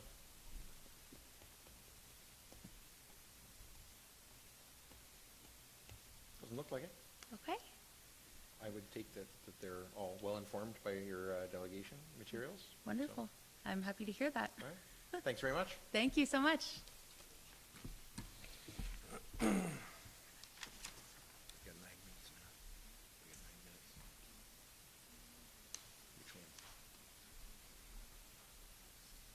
Yeah. Okay.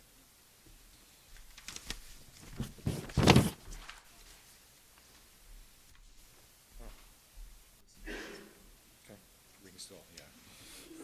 All right, so we got 9 minutes until the next timed item. So Karen's suggesting 8.2B, which is Report 2023-148 from the Interim Director of Recreation and Facilities regarding insurance for facility bookings. So, Michelle, is there anything you want to highlight for council before I ask them for questions? Questions from council?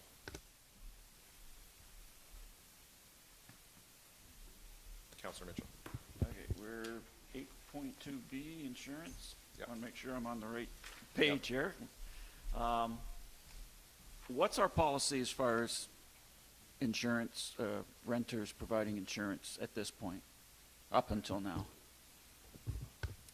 Up until now, the rental agreement does indicate that the renter will provide us with insurance, but as a staff, we haven't been asking for those certificates to be filed with us. So we've been leaving ourselves open to some liability, which we need to, that's a door we need to close. Correct, yes. Okay.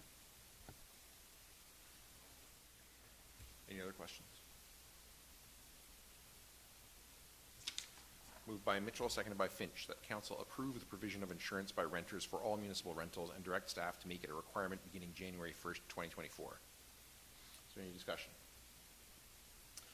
Deputy Mayor Greg.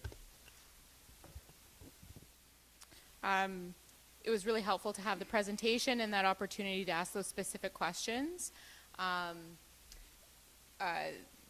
in full support of this. The only ask that I have is that as it's rolled out, I know that this can be perceived as an added step in acquiring those rentals. So if there's any way on the back end in terms of our Amelia programming or through the website to have direct links that make it as easy to navigate as possible, as user friendly, I think that will assist. And I also appreciate the information in the report that gives some idea of what some of that costing could look like. I know from Calathumpian, the insurance is incredibly high, but that would be because of all the specifics around the risk, and where something like a meeting is, $10 or less is not that big of a deal when you have that information. So just making sure that we have that information available to people so they don't hear that they need to have insurance, have ideas in their head about what that would look like, and then walk away from the rental before getting that information. Councilor Mitchell. Part of our responsibility as a council is to reduce liability for the township, and this is an area where we can, at minimal cost, reduce that liability. As the presentation was, for a few dollars, we can prevent potentially hundreds of thousands or maybe millions of dollars of claims against us. So it's something that other municipalities do. And so I think it's just good governance to include this in our policies and to implement it. Anyone else? My main concern is the same as the deputy mayor. It's just that I don't want residents to perceive this as a barrier. Oh, it's another thing to do. I mean, it's going to be another thing to do no matter what. But I would just say, anything we can do to smooth that for them, I think we should do. Because we want people to use the facilities, right? I mean, that's why we have them. And I certainly don't want someone to think, oh, this is too hard. I'm not going to do this. So I think there's anything we can do to facilitate it, making it easier for them to just get this requirement done and tick the box and move on to their booking. I'm all for that. Anyone else? All those in favor? Opposed? That was carried. And I think we still got 4 minutes. I think we could do 8.2A before 6:30, or maybe it'll be 6:31. But let's try. 8.2A, Report 2023-146 from the Interim Director of Recreation and Facilities regarding recreation and facility rates and fees. Michelle, is there anything you want to highlight for council before I ask them for questions? I don't think so. We're kind of coming back to you, bringing back this report that council looked at previously in August. We were hoping that we had some monies that we could budget as part of the 2024 budget for an all-encompassing comprehensive review of fees and charges. It doesn't look like that is going to be a reality due to some budget pressures. So we're falling back to the previous report that council has reviewed in terms of adjusting the rates and fees in accordance with the cost of living, with there was an adjustment there for the ice rentals. Questions from council? Councilor Mitchell. Michelle, just confirming, since when this report originally came to us in August, council did not approve the fee increases at that time. So since that time, we have been charging all users for facilities and everything at the previous 2022-23 rates, which are close to being 2 years out of date. That's correct, yes. Anyone else? Councilor Stewart. Yeah, Michelle, can I just confirm what we're looking at here is the idea that we're going to increase at the same rate across the board for all user groups because we are giving them the right amount of time to react to those rate increases, correct? There is no two different rate increases for different users? So in the report that was brought forward in August, there were two different rates. The 4.1 that would apply to the majority of the rates and fees, and the 2.1 that were going to apply to ice rents. And I think that was due in part because of some feedback that was received from those groups and organizations.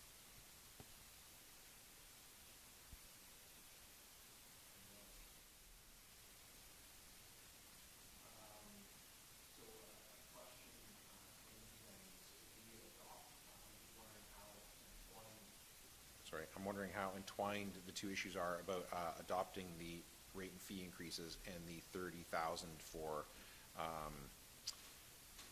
the consultant to conduct the review. If I understand correctly, we can adopt this rates and fees recommended for 2024, and separate from that, we can decide whether we want to do the $30,000 to complete the review, correct? Thank you. Anyone else? Moved by Mitchell, seconded by Grigg, that report 2023-146 be received and filed, and that council approve the amended recreation fees bylaw presented in report 2023-095 with the following adjustments. A, that the minor sports organization's ice rental rate would revert to the original 4.1% increase from the reduced 2.1% increase to reflect the proper notices now being given in relation to the programming schedule. B, that the ice rates be in effect from September 1st, 2024 until August 31st, 2025. C, all the rates and fees to be in effect from January 1st, 2024 until December 31st, 2024. And that the 2024 operating budget be updated to include the increased revenue projections. Councillor Mitchell, is the ready wish to speak to that? So as Michelle just confirmed, because we didn't pass this a few months ago, and because this was not brought to us when it was supposed to be brought to us almost a year ago, we've been charging the same rates for almost 2 years now. And the recommendations in the report that we're considering, the impact of not passing it when it was first presented to us for the parks, pool, and day camps had no impact because the revenue from those would not come until into the spring and into the summer. For the halls, potentially we've lost increased in revenue for the 4 months since 1st of August till now, or would be 5 months if we implement it for the 1st of January. But I did a little bit of calculation for ice rentals with no revenue increase, and the hours of ice rented in October was 437 hours. Now the recommendation was an average of about $6 an hour increase, and do the math on that, that is $2,600 a month that we've lost revenue. And if you multiply that from the 1st of October to the end of March, that is a little under 16,000 plus whatever revenue for the month of September at the start and the month of April at the end. So we agreed as a council that it was unfair to the minor hockey and the other major groups to let them know in the first week of August that their ice was going up, whether it was 4.1% or 2.1% a month later. And so we agreed because our staff had not given them proper notice that we were going to, pardon the pun, freeze the ice fees for this season. So that's why the rationale is that it should go back to 4.1%. The rationale for the dates of implementation is that ice, it makes sense to go during the ice season rather than changing the fees January 1st, partway through a hockey ringette or skating season. But all the rest of them, just for simplicity's sakes, it makes it easier to implement it on a calendar year basis. So that's the rationale behind the motion that Deputy Mayor and I drafted to put forward so that we can clear this up. And then on the presumption that increased fees will produce increased revenue, that we would like to see that included in the next version of the operating budget to give a clear financial picture of where the Recreation Department will be at next year.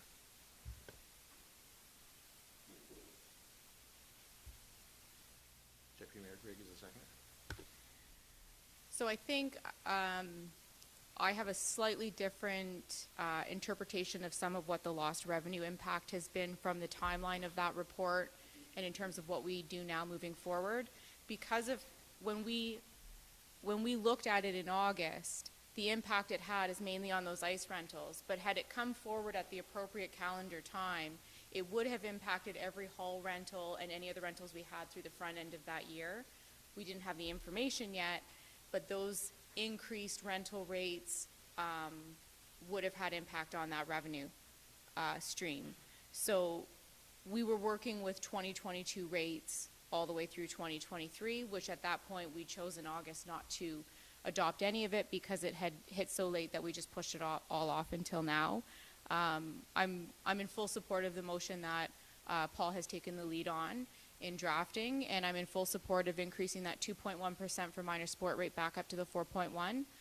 The 2.1 was, I believe, an olive branch because of the impact that late notice was having on our minor sports organizations that had mostly already set their budgets and charged their registration fees. So for them to come up with the funding to pay those ice rentals after registration had already been set was an inconvenience that I was not willing to support inflicting on our sports organizations. So I think, Paul and I had a lot of discussion around this, and realistically, the public consultation and the assessment of what our fees should be that we did in-house, not a full comprehensive study, but what we did in-house did provide some good information and assessment of what's happening with our neighbors. That information is starting to become outdated, so in theory, we're probably a little bit low still on our rates as we move forward.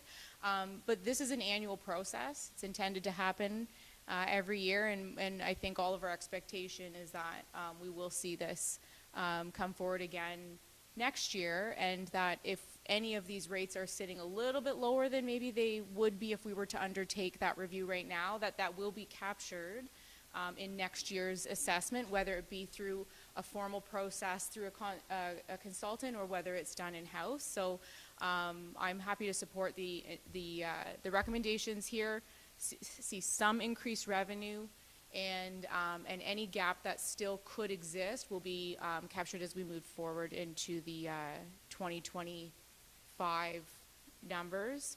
And I believe it has been historically practiced, although there's nothing that truly defines it, how we schedule this out.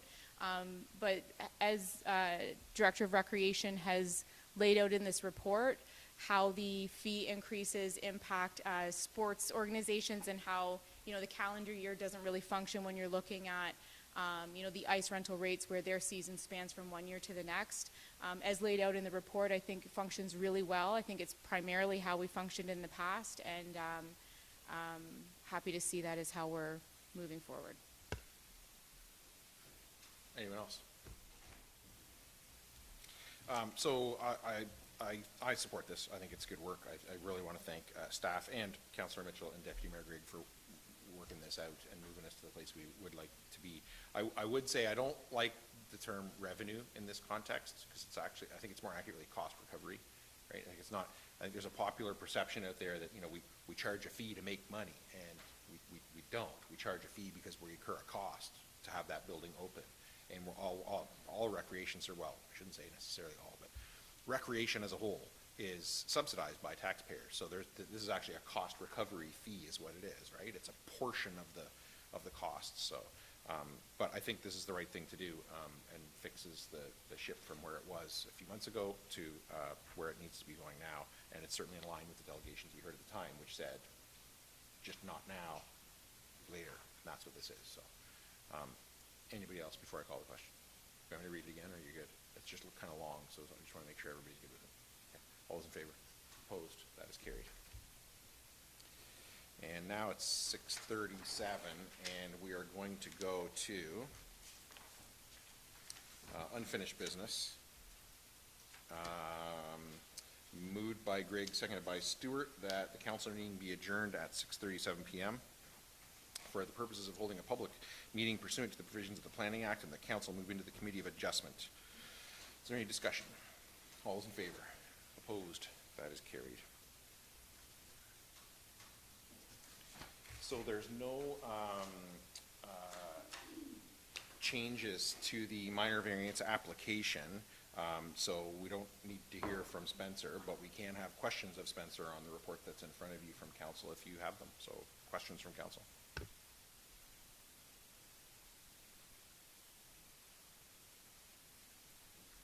All right, then I have moved by Finch, seconded by Stewart, that the Township of Zorra Committee of Adjustment approve application file A10-23 submitted by Marc Langlois for lands described as Part Lot 13, Concession 5 in the Township of Zorra, municipally known as 415773, 41st line, as it relates to relief from Section 5, Table 5.4.2.4, provisions for detached additional residential units lot area to reduce the minimum required lot area from 0.6 hectares, 1.48 acres, to 0.29 hectares, 0.74 acres, to permit a detached additional residential unit, ARU, on a lot zoned residential existing RE zone in the Township of Zorra.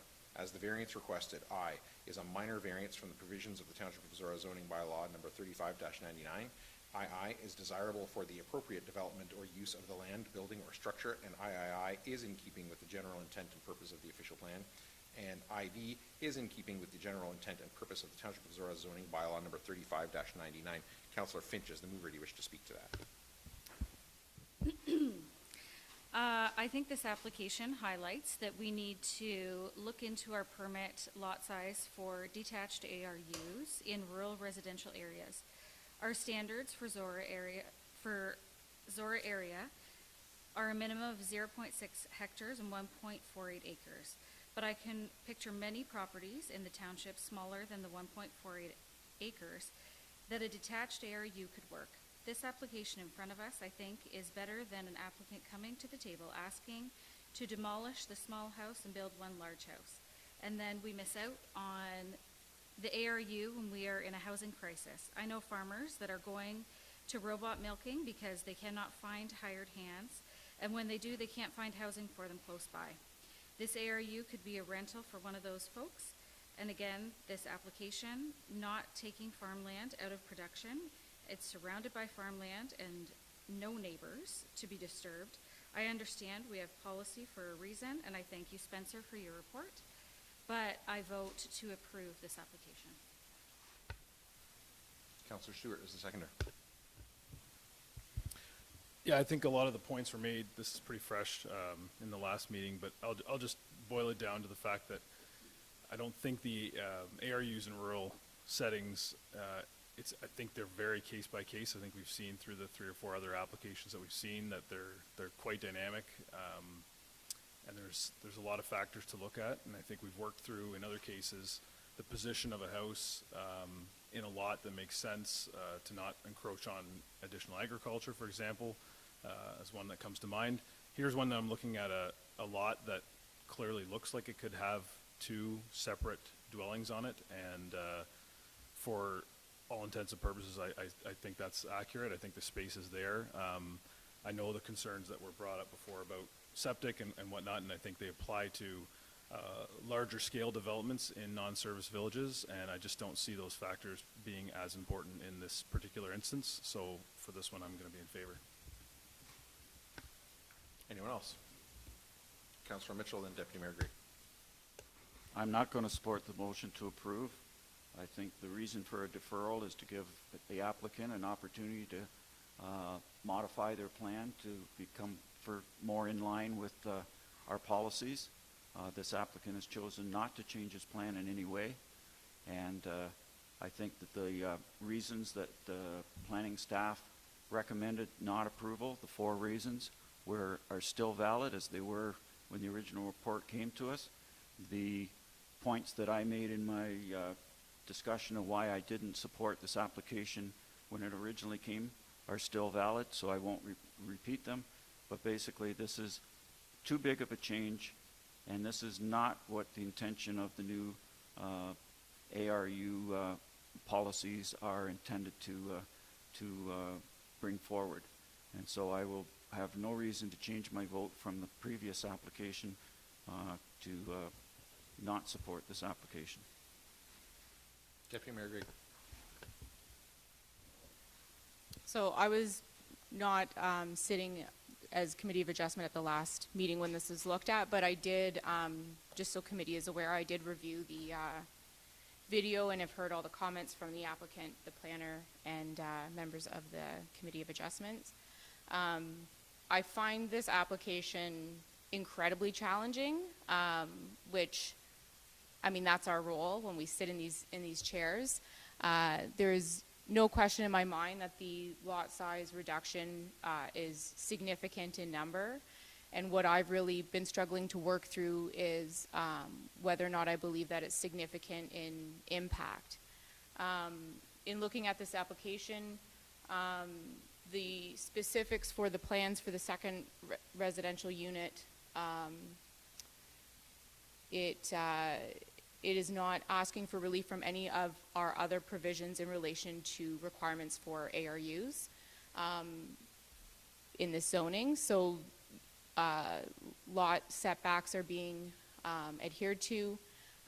The maximum lot coverage is being adhered to, and it's really just that the lot itself is too small to accommodate this.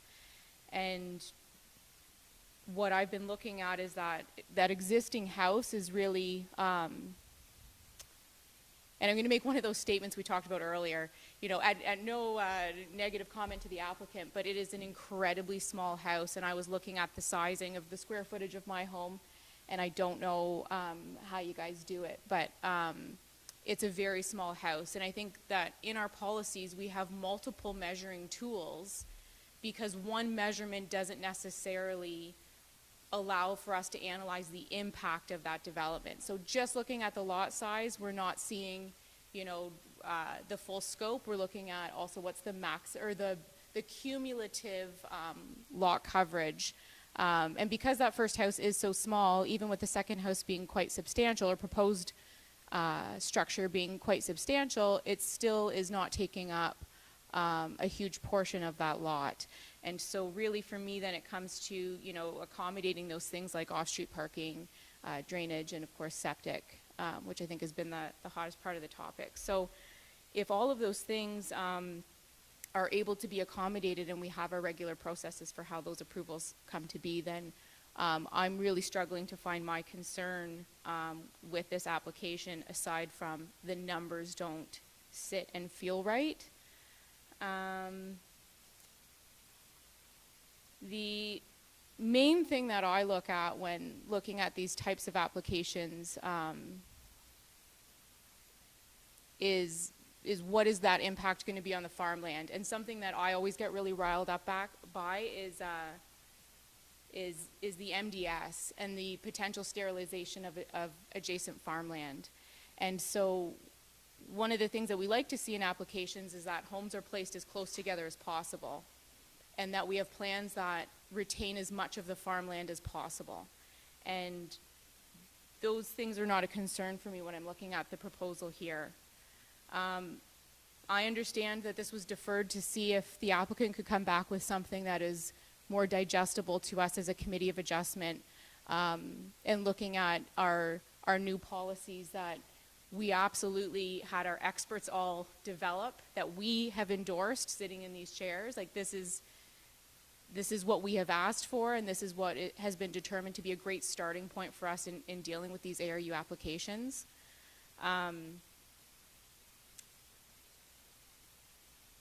I went on a side journey there, and then I lost where I was when I came back.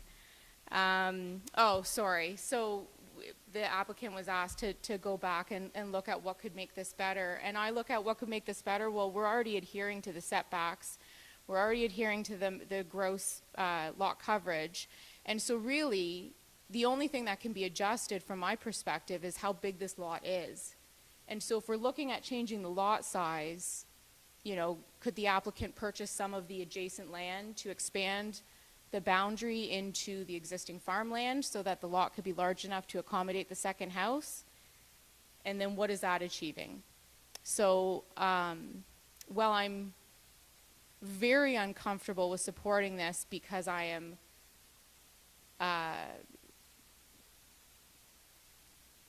hesitant to go this far away from our new policies, I will be supporting this so that we're not removing a house from the housing inventory in our municipality for what I think is a minor, what I'm classifying as a minor deviation from the intentions of the policies. Anyone else? I think council's made great points on all sides of this. I agree with many of them. In the end, much like Councillor Mitchell, though, I didn't support it the first time, and it's the same application in front of me again. So for all the same reasons that I didn't support it the first time, I will support it this time. I think there's 4 clear reasons that the variance is not minor, outlined by staff in the report, and none of those reasons were addressed. So to me, I can't support such a huge deviation from the policy, notwithstanding the good arguments made to do that. So I will not be supporting the application. Anybody else before I call the question? Do you want me to read it again or just call the question? All those in? Yeah. Actually, first I'm going to just give you the... The only reason I was saying was so that we knew that we didn't get on, we all know what we're doing. I mean, that's it. I will read it again, all joking aside. I absolutely will. I'm just giving you a hard time. Okay. Okay. I mean, you wrote it, like, but anyway. All those in favor? Opposed? That is carried. So you do have a waiting period for this, so you have to, if you follow up with Mike and Spencer before you get your permits, they will make sure you keep in line with those, and then away you go, okay? Thanks. And moved by Stewart, seconded by Grigg, that council move out of the Committee of Adjustment and pursuant to the Planning Act that the public meeting be adjourned at 6:49 p.m. And the regular meeting of council be called back to order. Is there any discussion? All those in favor? Opposed? That is carried.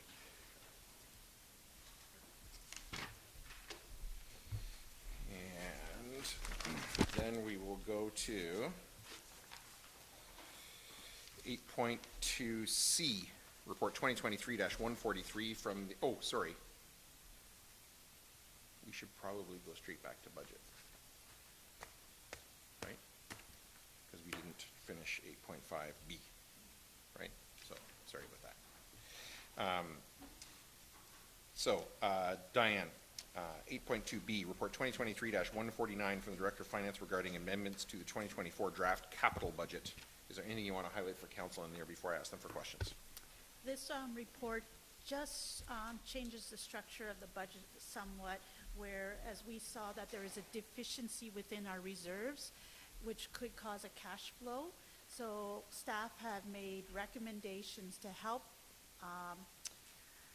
reduce those deficiencies within a few of the reserves. And with that, it would be a decrease in projects to be transferred from reserves. So we're looking at reducing the number of projects being completed in 2024 so that we would not need to transfer funds from reserves to cover those projects and bring it in line to a positive manner.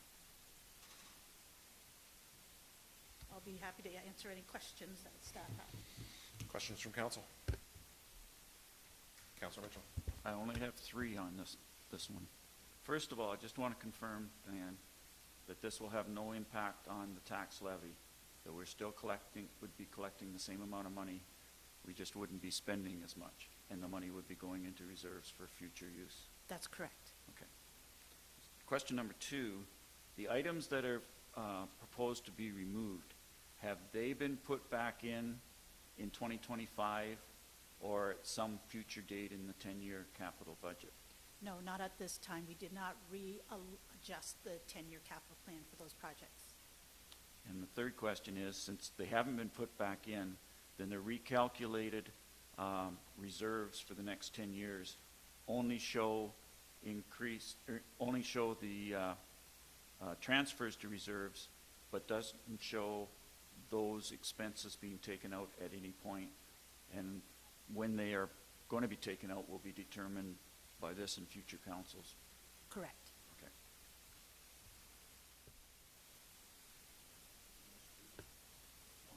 That was all 3? Okay. No, you can repeat them. I'm good. I believe The you. questions were long, the answers were brief, so we get to it.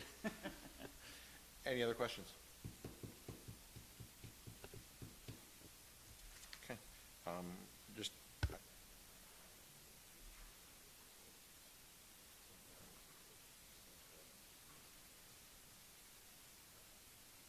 Okay, so no other questions then? I have 3 different ones here that we're going to go through in order to deal with this in the order that I happen to have them here. Moved by Grigg, seconded by Stewart, that council direct staff to add the disc golf project in the 2024 capital budget plan, and that council direct the director of finance to transfer $85,070 to reserves as per report 2023-149. Deputy Mayor Grigg is the mover. Do you wish to speak to that? Yes. This is a bit of a different process than what we've undertaken in the past when we're looking at sort of affordability and what kinds of projects we might want to cut. And it was really great to see that the financial pressures were put back to staff for staff to make designations of what projects or investments they thought could be pushed back. A lot of these items I had sort of had a look at and thought, I wonder if we're looking at decreasing the tax levy, some of these could maybe provide some opportunities for savings. So I also appreciate the report that highlights the shortfall in our reserves, and that the need for the funds is still there, but that where it needs to go needs to be into the reserve to fund what we've got coming, as opposed to necessarily spending it all directly in this year. The one item that I pulled out is the disc golf. I mean, it's been a conversation that we've had in the works for quite some time, a delegation a couple years ago, a decision point to endorse it, but looking for some more information. Some more information came forward. We made a decision to have it included for consideration in this budget. We absolutely have every space to still pull it out or defer it at this time, but for the price point that it is and the process that it's gone through and the amount of consideration that both previous and this council has given to it, as well as we'll still need to make some changes to next year's budget because there'll still be shortfalls in that reserve, but as of this year, that reserve would come back to a positive balance even with that project being removed. I would be comfortable having that project completed and having the positive value in that reserve be just slightly lower than what this report is proposing. Councillor Stewart is the seconder. Councillor Mitchell. Can you read the last part? I caught the part about putting the disc golf back in, but what was the rest of it? And that council direct the director of finance to transfer $85,070 to reserves as per report 2023-149. So that's the 96,000 less the 11. That's where that number comes from. Okay. I'm actually going to support this. I think 11,000 for a potentially outdoor activity for our residents that has minimal upkeep and minimal staff requirement to operate it.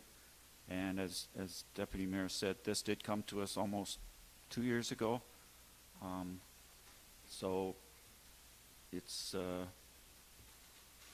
I'm gonna go against my reputation and support the motion that we put out. I would like to thank staff for the work that went into to picking out. I'm sure when the original budget was made, each of these staff members put those things in for a reason, and I appreciate that they were willing, I don't know how much duress they were under, but to pull some of these things out to make the numbers look a little better, and to make the reserves more viable. Anybody else on the motion on the floor? Councilor Finch. I just have a question.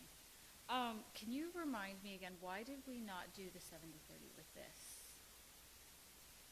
When it was, I'm just trying to. You were there too. I know. It was your decision as much as mine. Yeah, I honestly, Deputy Mayor Gregg. Do you have? So when we looked at the report that came forward about disc golf several months ago and decided that we liked the project, because the price point was as low as it was, and because the multi-use courts project which is a $266,500 project that will actually be probably over 300 by the time we build it, is something that the community is already fundraising for. Setting up a committee and doing this as a fundraising project we thought was not worth staff time and the paperwork. Anyone else? All those in favor? Opposed? That is carried. Okay. Thank you. Next one that I have then is moved by Mitchell, seconded by Finch, that the following items be included in the 10-year capital budget. 1, EV charging stations for the ZMC in the 2024 budget on condition that a grant for at least 60% of cost be awarded. 2, solar panels for the ZMC in the 2025 budget following an assessment of energy requirements for 1 full year unless there are grant opportunities in 2024. 3, new storage facilities for Recreation Department equipment, in the 2026 budget. Councillor Mitchell is the mover to speak. Okay, I wanted to discuss this, so I brought the motion, and thanks to Councillor Finch for seconding it for discussion purposes. When we talked about capital, these were the 3 items that we talked about the most, I felt. They are relatively big ticket items, but we kind of didn't really give a defined information to the Director of Finance of when we wanted to do these 3 projects. We kicked it around, but I felt there was still more direction that need to be given. So on the 3 specific things I identified, the EV charging stations, I think put it in the budget for 2024, apply for the grants. If we get a grant, and Diane tells me that the potential grant is 75% of the total cost, so the 60% mentioned in the motion gives us some leeway in there. If we get the grant, then when it's feasible to put them in at the ZMC, then we go ahead and do it. The solar panels, the discussion was to do something similar to what we did with the ZMF and to operate it for a year, finding out what the energy requirements are for this facility. We have no idea how much hydro it's going to take to operate this building. We didn't design it to run on natural gas. We designed it to be electric with solar panels, but I think it's the prudent thing to do to operate it for a year and find out what investment we should make in solar panels, with the understanding that if we overbuild, there's no opportunity for us to get revenue from the extra hydro that we would be putting into the system. In discussions with Diane, we added the line, if there's opportunities to apply for grants in 2024, then that changes the scenario, and we can discuss what we're going to do then. But if it's going to be 2025 before we get the grants, then I would suggest we leave it in till then. And the last one, we had discussion originally about the storage facilities for the Thamesford Recreation equipment. the decision was that we would put money aside to either build something or, as in this budget, to renovate something, to put it in. We learned earlier today that staff has found places to put this equipment. It may not be as convenient as having it all in one place with their own storage facilities, but for the time being, it's working. And the reason I'm suggesting that it be deferred to 2026 is that this year, the increase in the capital budget was 13%, which we were able to put down to 3 point something because we had that last big chunk of money in reserves that we're, I think are in agreement. We're going to use that to reduce the tax levy. Next year, the projection is a budget increase of 17%, which we're, a year from now, we're going to be wrestling with that. And in 2026, the projections are a 5.8%. So I'm just suggesting that it may be not ideal, it may be not the most efficient way of doing things, but sometimes you got to do less than ideal for the short term so that when we, in a couple years, we can build what we really need to make this work. So that's the three items that it put in the motion. Just to clarify for the Director of Finance on the capital budget going forward. Councillor Finch is the second. Anyone else? Deputy Mayor Grady. I quickly put my hand up because I'm still just thinking and I need to buy myself time. I do have a question for Paul. So I'm looking at the report in front of us, and I see the 2024 EV charger, $150,000. So where is the solar panel? Okay, that, if you remember, it wasn't in there. It wasn't in there anywhere. And that's when you got the chain of office and we passed the motion that it be included. Marcus said he wasn't overly concerned that it was in 24, if it was in 25, and if I misspoke, please correct me. So it's still not in there as far as I could see. So I'm just clarifying or making sure that it is in there for 2025 for the reasons that I stated earlier. So that I think the motion we passed it, we were going to get a report back, but maybe Don has more information.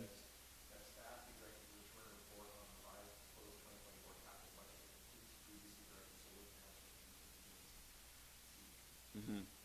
So I'm kind of bringing a motion and I'm looking for input from staff if that's available now, because I think what Don said last meeting was that it would be prudent to do the assessment before we include it in the budget. So I have 2 calls scheduled with consultants who would be helping with that process, one tomorrow, one on Friday. So they will be able to give us a better sense of whether we could be successful for the grants on both the EV chargers and also the solar panels. What type of a time frame are we? So the application process, I believe for one is in January, and I think the second one is ongoing for the EV chargers. So we should have some sense by January whether we'll be successful for either of them. Okay. Just a question on that process. To apply for the grant, do you need to know the size of the solar that you're planning on building? Yes, and that's all been worked out by Crescent Ridge. But aren't we saying we want time, or at least time to see how much we actually need? Isn't that part of? What he's done is he's given me a quote for the entire roof. Based on his projected energy use, he thinks that's what we would likely need to be net zero. So just to clarify, the motion on the floor right now, item 2 says solar panels for the ZMC in the 2025 budget following an assessment of energy requirements for one full year unless there are grant opportunities in 2024. So I'm just clarifying what the motion says. It's up to you what you want to. And that's the intent, that we put it in for 2025, but if something comes up that we will miss out on in 2024 by saying, no, we're not going to do this till next year, then we deal with that then. If there's federal money out there. Anyone else? Councillor Stewart. Sorry, just another point of clarification. For the EV, if we're doing it next year, are you proposing to push that till next year unless there's a grant available to do it, correct? No, I'm proposing that we leave that in the 24 budget Okay. on condition that there's a grant available. If we don't get a grant and we're stuck for the full 150,000, then we would. Just first, I'm going to clarify what it actually says. Just I want everybody to be clear that the following items be included in the 10-year capital budget. 1, EV charging stations for the ZMC in the 2024 budget on condition that a grant for at least 60% of cost be awarded, is what it says. So right now, we have in there for 2 level 3 chargers. If it is something that we think we could be, I think there's a net $15,000 in the budget then, we could likely do 2 level 2 chargers for that amount. So one way we should be able to get charging stations in that building next year. And all the infrastructure to put them in at a later date is already in place? Okay. Anyone else? Deputy Mayor Grigg. Thanks for your patience with me, Paul. Councilor Mitchell. I've seen that look before. I have a bit of a clerk face when it comes to hiding my. So the conversation we had at the beginning of this report around these projects being deferred and that not having impact on tax levy, but having a impact on reducing the shortages that we're seeing showing up in our reserves. What you're proposing here in terms of taking some things, so what we're looking at does not include the solar panels numbers. We've given direction to staff to put them in, but in terms of numbers and tax levy requirements and percentage increases, that's not being factored in at this time. But the EV charging station is at the full amount, which you're putting in a caveat that the grant funding has to cover 60% of that. And then also by deferring the recreation storage project for 2 years, that also means that we're removing that's $120,000 earmarked for that project for this coming year, 2024. So by making those modifications, where are those funds then intended to go for the 2 things that where there would be savings? Same as all the other items that staff had suggested could be removed. It would have no impact on the tax levy. Instead of earmarking the $120,000 for this year, the $150,000, that we would still be collecting, and it would go into the reserves to build them up for the same purpose that the other things were proposed to be removed.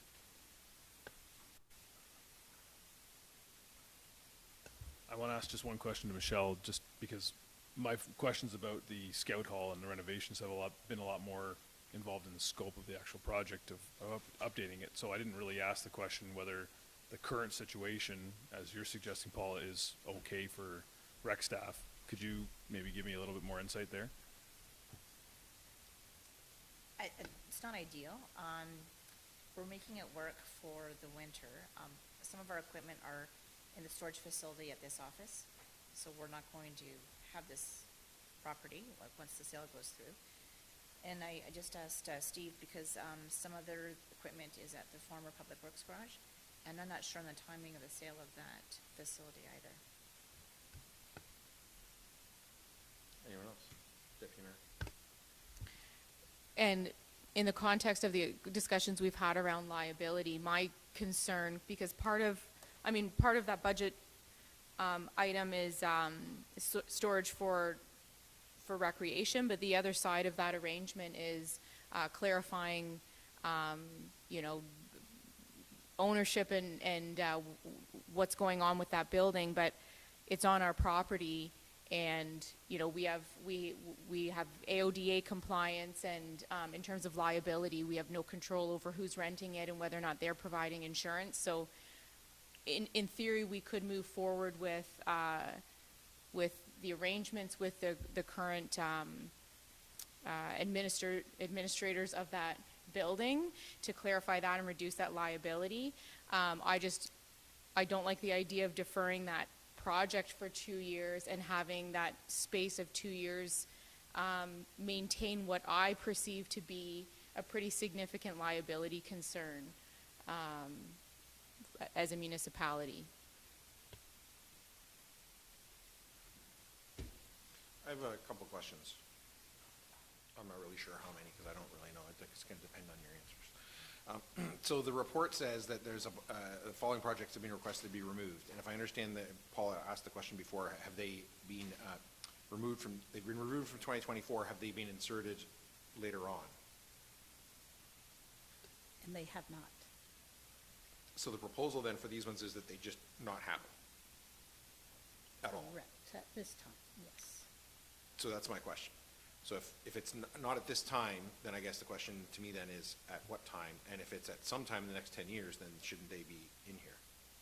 That's correct. So staff, we should be revising the 10-year capital plan and the reserves to acknowledge those projects if there's a need for them, and if so, to put them in the proper years. Correct.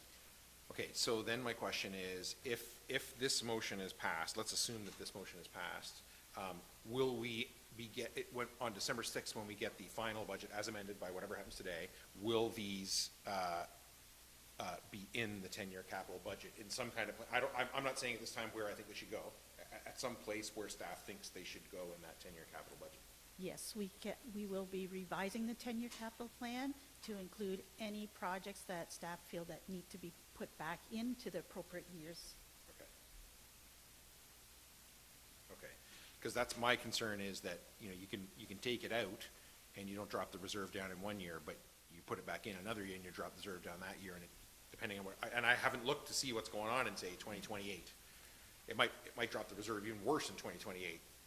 And so this is a bigger picture, because Yeah. once we start that, and then staff will be visiting other years to say, okay, the reserve, there's not enough in that reserve, so now other projects will have to be removed. So this is more of not just a small task, it's going to be a larger task that staff have to sit down and look at over the next 10 years now. Okay, Councilor Mitchell. So, Diane, is the reason that they weren't inserted somewhere else, because you were just making the proposal that we can take these things out from 2024, not knowing how council would react? We already decided on disc golf, we wanted to keep that in. So the amount of work to not only do the 10-year capital budget, but then to update the reserves for the next 10 years until you had that information of what we were willing to take out or not take out, was what would have been redundant. And then by learning what our decision tonight on those other proposals, then you can put in those numbers with some confidence. That's correct, and it's more of a timing, to get the reports to council in a timely manner. The time wasn't available to get it to council in Okay. time. Councilor Stewart. Heard your concern there, Deputy Mayor, about the liability. We gave direction earlier tonight, though, to start implementing insurance as a requirement for all our owned facilities. So the Scout Hall is an owned facility. So would the plan be to immediately start talking to whoever rents out that facility to make sure that they're in line with that as well? Absolutely, and I think, again, the direction from council back in December of 2022 was to enter into some discussions and negotiations with respect to a lease agreement for that facility as well. Okay. So from a liability side, I think, you know, the idea of pushing anything permanent in terms of rec storage to 2026, I'm okay with, but from a practicality side or functionality side, not exactly. But at the same time, we do have a storage space in the former Public Works yard in Embro that can serve for an undetermined amount of time, and if we need to change where we store things, we know we have rental options available, or there was one available at the time, so that could tie us over, or we could make the decision that it was planned for 2026. It doesn't make sense to rent for a year. Let's look at bringing that back in future years to a 2025 date. So is it something that needs to happen next year? It looks like we can maybe work through another year. That'll also give us some time to scope out exactly what kind of project we want to do with that facility. Maybe the building's so old and decrepit that it's not even worth putting the money into. So I think we're very premature on scoping it out. So I can understand pushing it out to 2026 with the caveat that we may have to just, from a operational standpoint, look at different options even as early as next year. Anyone else? Councilor Mitchell. And I think that's the way budgeting works, that we say, okay, we want to do this year, this year and that. And then once we get into the heart of it, we can say, well, we want to move it out further.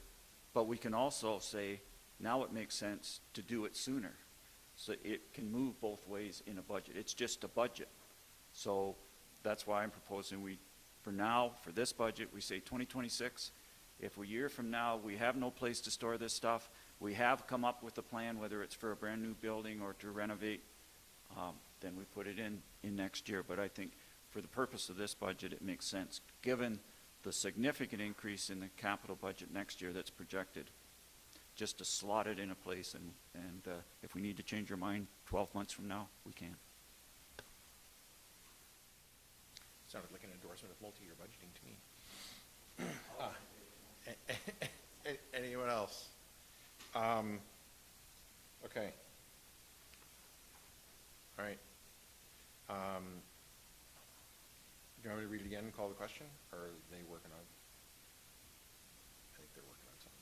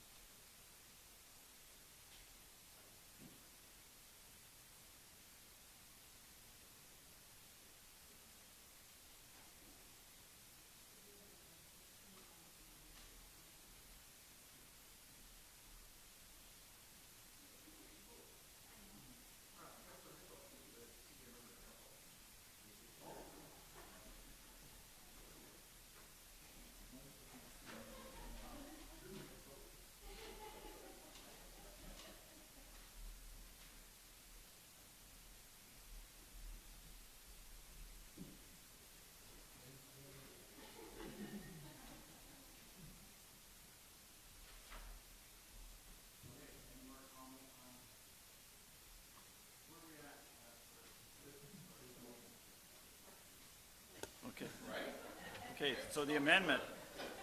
Okay, so we're going to, I'll read the amendment. Moved by Katie Gregg, seconded by Marcus Ryan, that the Scout Hall renovation recreation storage project be removed from the original motion. As the mover, Deputy Mayor Gregg, speak to that. Thank you. So I spoke to my liability concerns with the structure, and I understand that we can move forward with clarifying ownership and agreement and who's running rentals and how they're being run.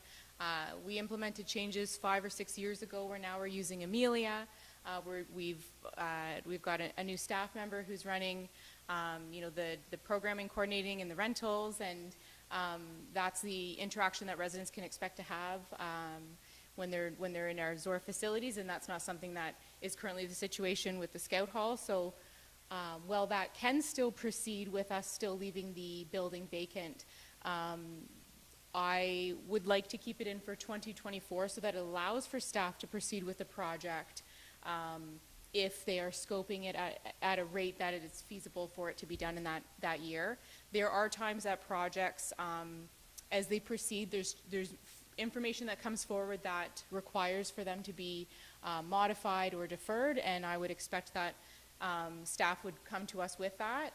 But what I'm not in support of is us removing it from the budget in a way that is directing them to essentially stop working on moving forward with that design. If it's not in the budget for 2 more years, then I would expect that they would stop working on making those design plans. The other thing is while there are rental facilities potentially available that could be used for storage in the short term, when we had information highlighting what those rates could be, we're looking at, I think it was around $25,000 for the year. So if we ended up doing that, if we were stuck doing that for 2 years, $50,000, that's a good chunk of just getting this renovation done and over with. For me, it's a little bit of a Band-Aid. I want to get this thing figured out, cleaned up, done, and off the table. And I hope that in 2026, we're looking into other types of projects that we might be able to undertake in the Recreation Department with capital projects. Mayor Ryan, you would like to speak to it? Thank you.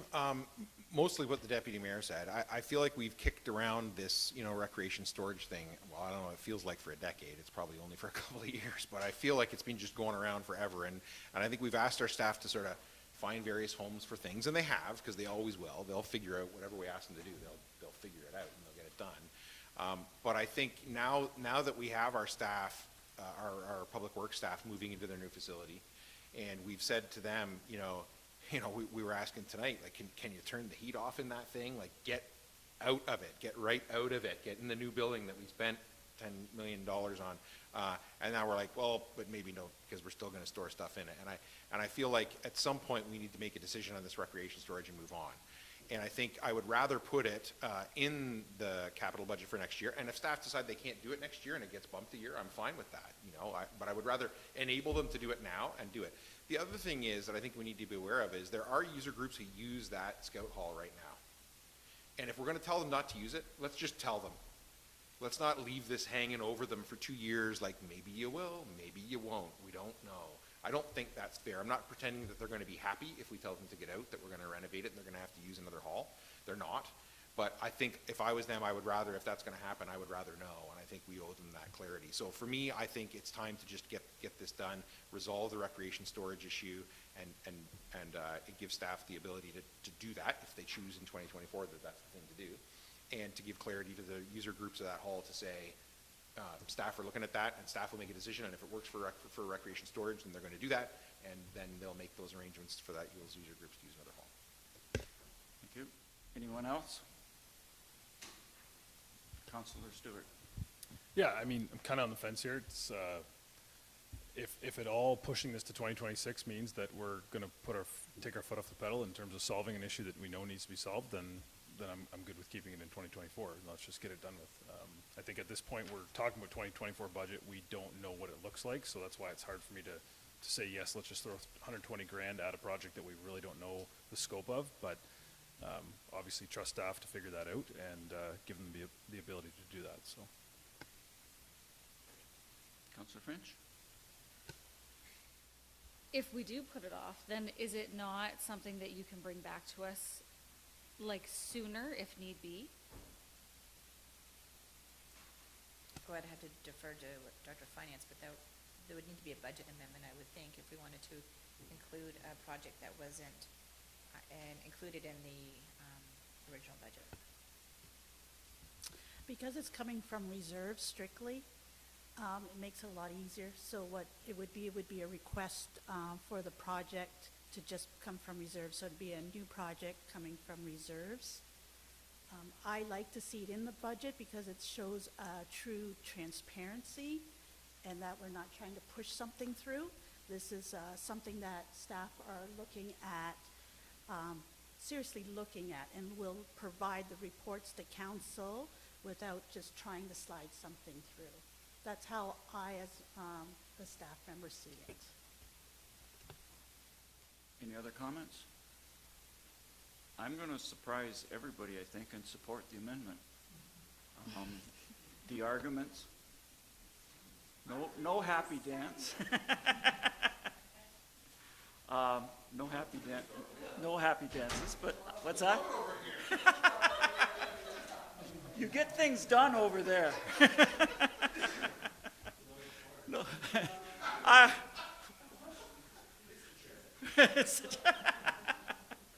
no, I included it in there because it was one of the 3 items that we talked about a lot in the capital budget. I appreciate the input from everybody. And it ultimately does not impact the tax levy in any way. All it is, we're still going to be putting the same amount of money into reserves. It's just a question of when we're deciding to take it out of reserves. So the more important part of the motion that Crystal and I brought forward was defining the 2 other elements. So I think there's support for that. So the Scout Hall, the amendment, I will be supporting that it be removed. I only did this once in 5 years, so changed my mind on my own motion. So I'll call the vote. All in favor of the amendment that the Scout Hall renovation and recreation storage project be removed from the original motion? Opposed? Oh, sorry, I forgot to vote. I vote for. There's a lot of pressure sitting here. Oh, I have to. Okay, the motion is passed. Yeah, thanks, Karen. I didn't get a chance to practice this. Okay. Huh? No, I have a bad back. I'm not sure I could hold.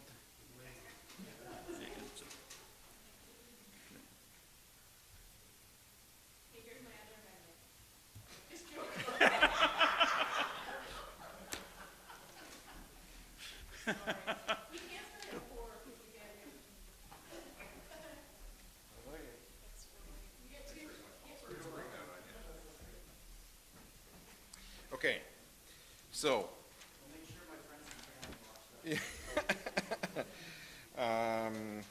That's the one we just did, right? That's the one we just did. Oh, sorry, yeah. Back to the original, sorry. Okay, so returning to the original, but now amended motion, which reads now, moved by Mitchell, seconded by Finch, that the following items be included in the 10-year capital budget. 1, EV charging stations for the ZMC in the 2024 budget on condition that a grant for at least 60% of cost be awarded. 2, solar panels for the ZMC in the 2025 budget following an assessment of energy requirements for 1 full year unless there are grant opportunities in 2024.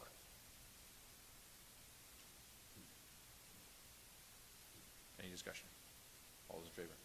Opposed? That is carried.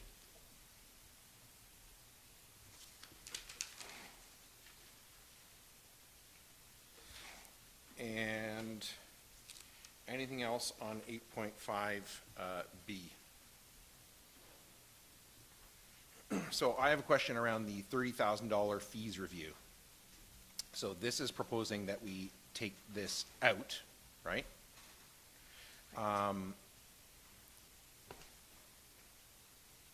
And I don't like that. I guess what I'm wondering is if we take this out, then we're not going to get the comprehensive review of fees that was proposed in the original proposal. How much of an ability do we have for our staff to do? You know, I guess what I'm saying is, if I thought that we could get sometime in 2024, 90% of a good job done by our recreation staff and finance staff and whoever, I might be okay with it. But what I'm worried about is not getting it at all and continuing with the way we've set the fees before. And the reason I say that is I think of this similar to what we do with the road needs study, where our own staff evaluate it on an annual basis, and then I can't remember what it is, every 5 years or something, we go out and we get a third party to come in and say, we're going to review this now, third party and outside view, and we kind of reset. We do the same thing with the salary adjustments for staff, where we do a CPI annually, and then every, how many years? Every 4 years now, we do the third-party outside review and say, where are we at? Sort of a self-correction to where we're at. And I'm worried that without doing this, that we're not going to have that, and that we end up in a situation where we've kind of incrementally adjusted, but do we really have comprehensive context for how we're adjusting it? The other reason that I'm concerned about it is I've had like so many discussions with residents over the years, and I hinted at this before in an earlier part of the debate on this, that where residents don't understand, a lot of residents, not all, a lot of residents don't understand that the fees they pay for their sports organizations do not cover the entire cost of the recreation services that we offer, right? They think I pay hundreds of dollars for my kids' hockey, that pays for the arena, and it doesn't. A small portion of the fees they pay for hockey comes to the township for ice rental fees. And I think it is important. I'm not saying that I disagree with that. I'm perfectly happy. As a non-hockey playing family, I'm perfectly happy to subsidize hockey for people. I think it's a good thing, and people should be doing it. But I also think it's important that we know as a community how we pay for it. Every time we don't raise somebody's fee, we raise somebody else's tax to cover that cost. There's no free ride for anybody, right? So the only question for this council is, are we charging someone a fee to deliver that service, or are we getting someone to pay a tax to deliver that service? And I think that at this point, I'm not saying that we should change that either way, but part of the reason I'm saying we change it is because we don't know. We don't know how much of hockey is subsidized by taxpayers, how much of soccer is subsidized by taxpayers, how much of other recreation services that our new recreation programming coordinator might come to us and say, here's other services you should offer. What should we charge for those? What does it cost to deliver them? You know, and I'm worried that without knowing that context, that we are to some extent making decisions in a bit of a vacuum that we've created ourselves. I think it's $30,000 well spent, especially if it's $30,000 and we don't do it again for 5 years. This is not a huge cost, and if it helps us inform the fees and charges that we're going to set for the next 5-6 years or whatever, in my opinion, it's money well spent to know what that is in a comprehensive way. And then we can go in the years in between. Our staff can go ahead and say, we recommend CPI this year to all your fees, and it's just automatic then. But every 5 years or whatever number of years staff recommend, we go out and get it. I would like to see the 30,000 put back in. So I guess my question for staff is, could we do a 90% version of this in-house and get enough info from it, or is it sort of like we pay 30,000 and get it, or we don't pay 30,000 and we don't get it?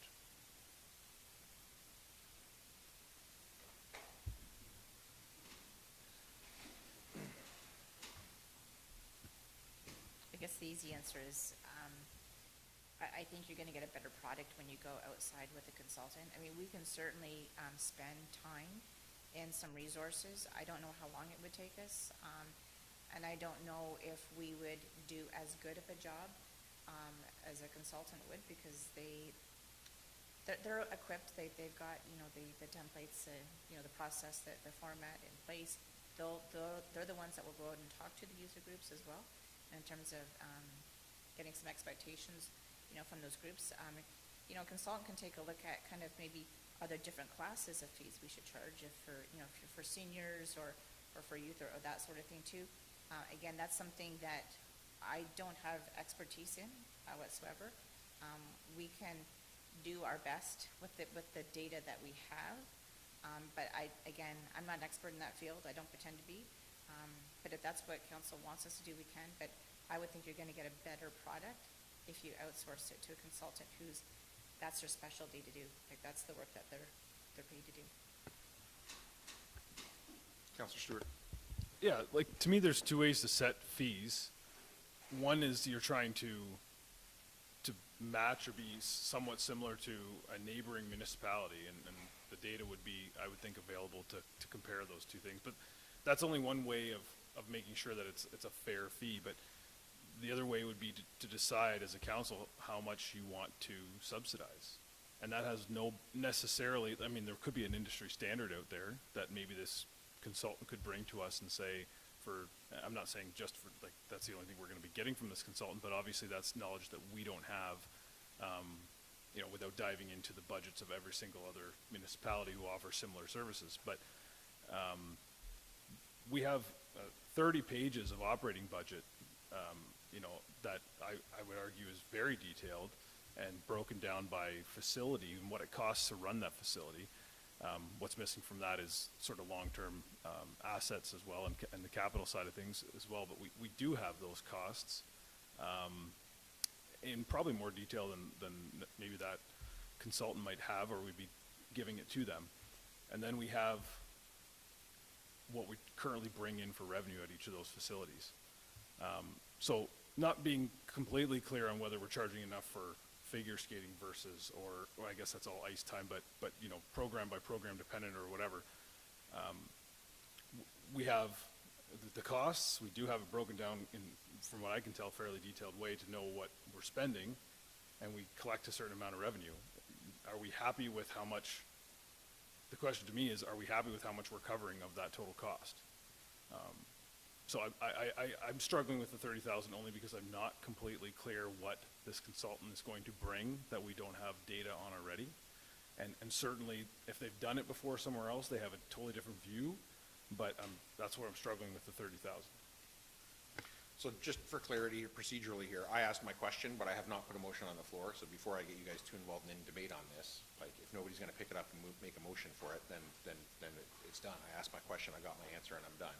I don't wanna, just because my mouth, you guys aren't committed to debate it, right? So if there's no motion on the floor, we can move on to other questions and keep going. Councillor Mitchell. I'm really getting off track here because I agree with you again. And I'm preparing a motion. Okay.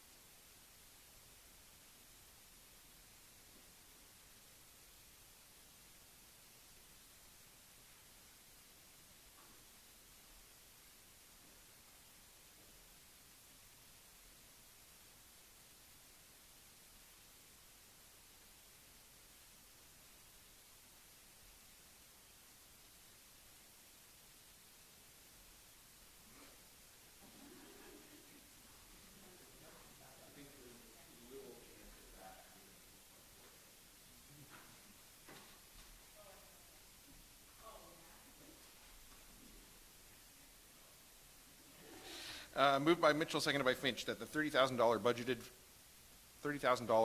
for a recreation fees review by an outside consultant be included in the 2024 capital budget. Councillor Mitchell is the mover. Do you wish to speak to that? I can't add much to what the mayor said in his a defense of a motion that wasn't made yet, but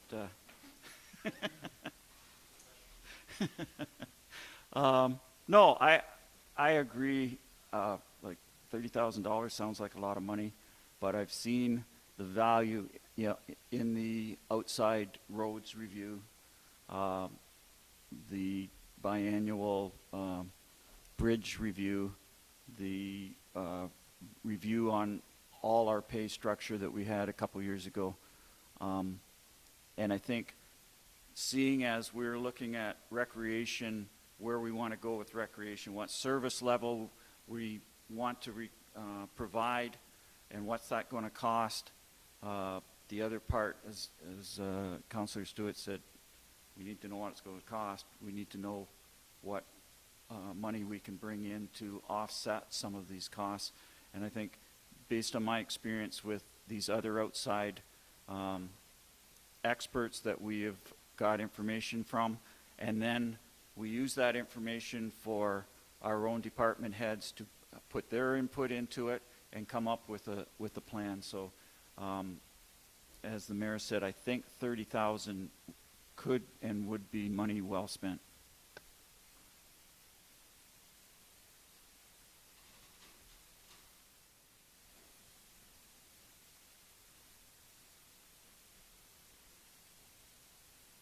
So, just before I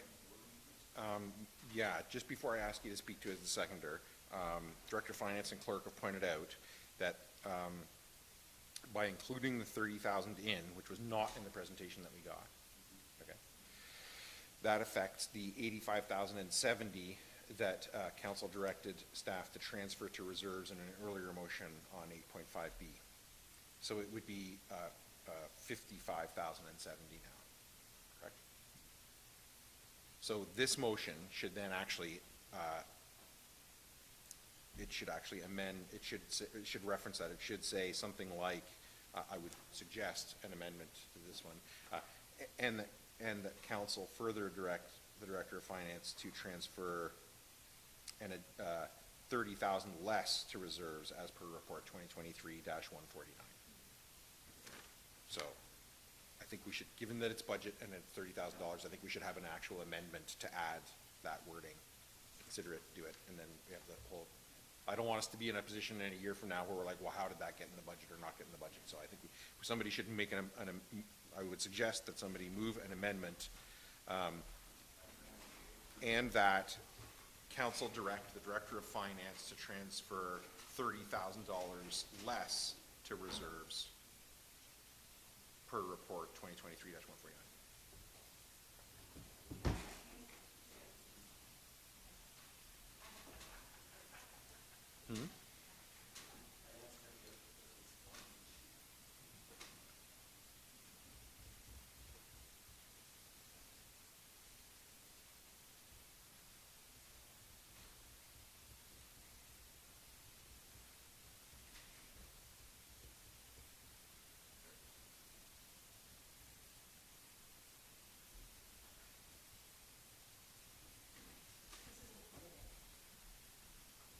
Just make sure if Karen and Diane are good with it.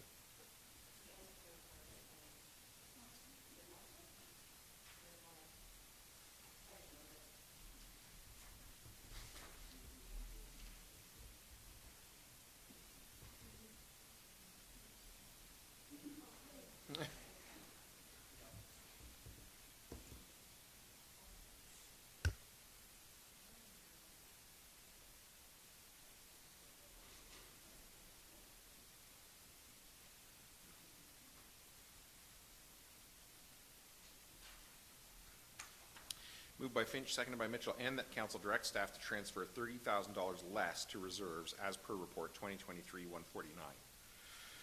Councillor Finch is the mover. Do you wish to speak to that?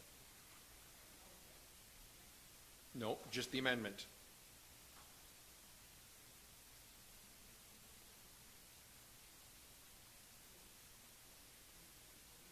No, so right now what's on the floor is just this amendment. That's it. And council will decide on the amendment. If they decide no, then we can just go back to this one as is. If council decides yes, then it's this one plus this one. Right now, it's just, do you want to change the one that's on the floor? That's what the amendment is being considered right now. So only this part, and that council direct staff to transfer $30,000 less to reserves to amend this one.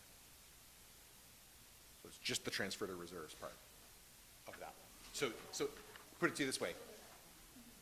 Yes, but in theory, it is possible you could vote yes or no to either one. It's not, at this point, it is not a package deal.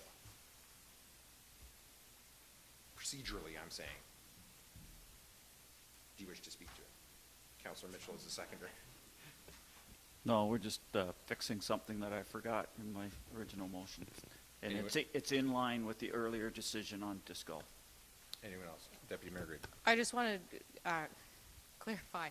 So when we're talking procedurally, so when we're talking about just the amendment, in theory, we could have moved and that $30,000 be a reduction in the tax levy requirement, Or we could have just left it technically wrong because we already passed a motion that had a specific reserve contribution defined in it based on the disc golf being added back in.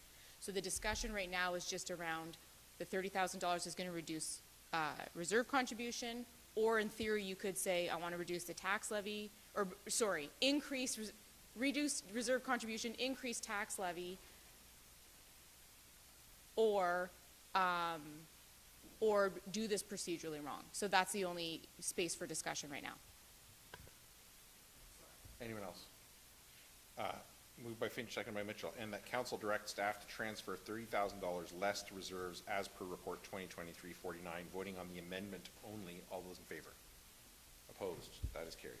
And now the amended motion, moved by Mitchell, seconded by Finch, that $30,000 budgeted for a recreation fees review by an outside consultant be included in the 2024 capital budget, and that council direct staff to transfer $30,000 less to reserves as per report 2023-149. Anybody wish to speak to that? Deputy Mayor Grigg. I do like, Sorry, procedurally, I should have asked Councillor Finch. I stopped before to get this amendment on the floor because you were the seconder of the original motion. Do you wish to speak to it? So I have done a 360 on this one because at the very beginning I was all for taking this off. And I have to say over the last few weeks with going over Steve with bridges and roads, and it is really important to get a third party to step in and do these. So although 30,000 seems like a lot, and hopefully we don't need to spend that full 30,000, I approve this. Deputy Mayor Grigg. so I have said in the past how much I like the roads need study because it's a tool for us in terms of having better quality of decision making. And part of with the bridges and roads in terms of what those consultants provide, it's not just looking at what we have for roads, but the conditions of those roads and taking sort of a deeper look at the specifics of what we have, what they need, and then what industry standard, how then applies to that. With this one, I mean, I think if I was looking at this in relation to a budget that was a little bit less scary, I would be a little bit more in support of it. What we've done historically in terms of holding meetings to invite community groups in for feedback, consultation, discussion, the way that one of the things when we dissolved our committees, one of the prime functions of ZMCC, what was our committee, our recreation, ZRAC. Sorry, I'm in multi-use courts mode. One of the best functions of that committee was these consultations that we had with our user groups around fees and also just the interactions with the township. So previous council made comment at that time that while the committee may no longer exist, that there still be meetings held that engage with those groups and allow for that feedback to take place in meaningful ways in consultation with the rates review.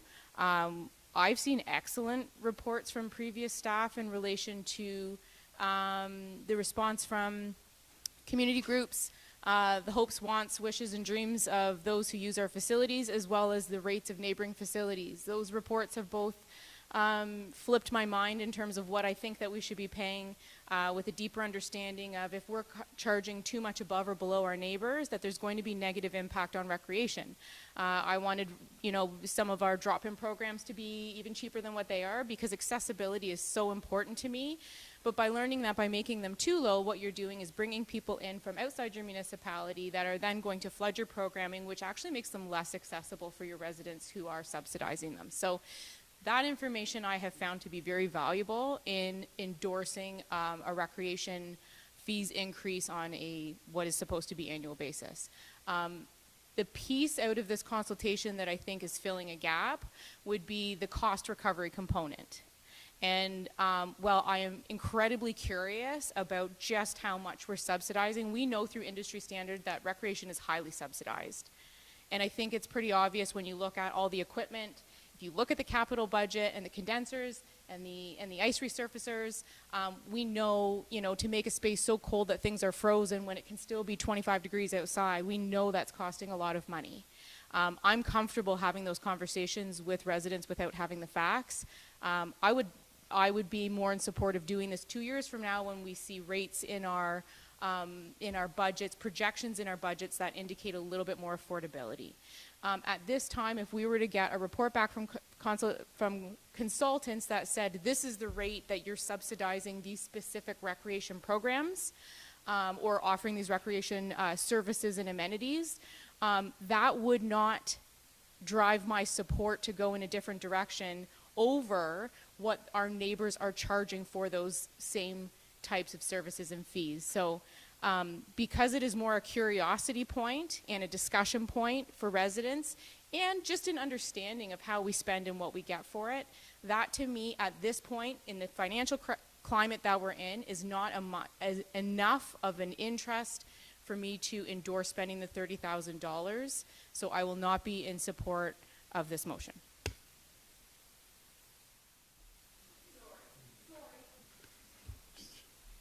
Anybody else? I'm going to read it again since it's amended just for clarity and call the question. Moved by Mitchell, seconded by Finch, that the $30,000 budgeted for a recreation fees review by an outside consultant be included in the 2024 capital budget, and that council direct staff to transfer $30,000 less to reserves as per report 2023-149. All those in favor? Opposed? That is carried. Now, are there any other questions or amendments for 8.5B? Not seeing any. I mean, you will get another crack at December 6th finally before passing it. But moved by Mitchell, seconded by Finch, that report 2023-149 from the Director of Finance regarding 2024 capital budget be approved in principle as amended for final adoption at the December 6th council meeting. Councillor Mitchell, as the mover, do you wish to speak to that? Well, I think we've hacked it around last meeting and this meeting.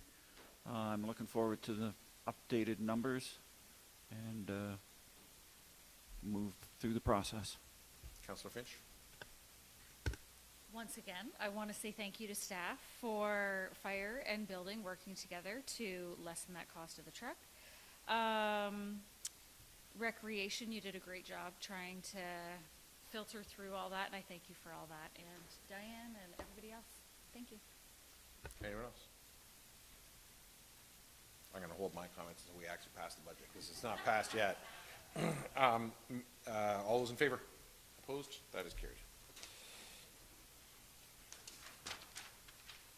And no? Oh yes, thank you. One more. Moved by Finch, seconded by Mitchell, that the November 30th, 2023 special budget council meeting be canceled, and that council direct staff to provide notice of such cancellation. Any discussion? All those in favor? Opposed? That is carried. And then we will go to 8.2C. Yeah, 8.2C, report 2023-143 from the interim director of Parks and Recreation regarding RFP results, North Park Playground. Michelle, is there anything you want to highlight for council? No, thank you.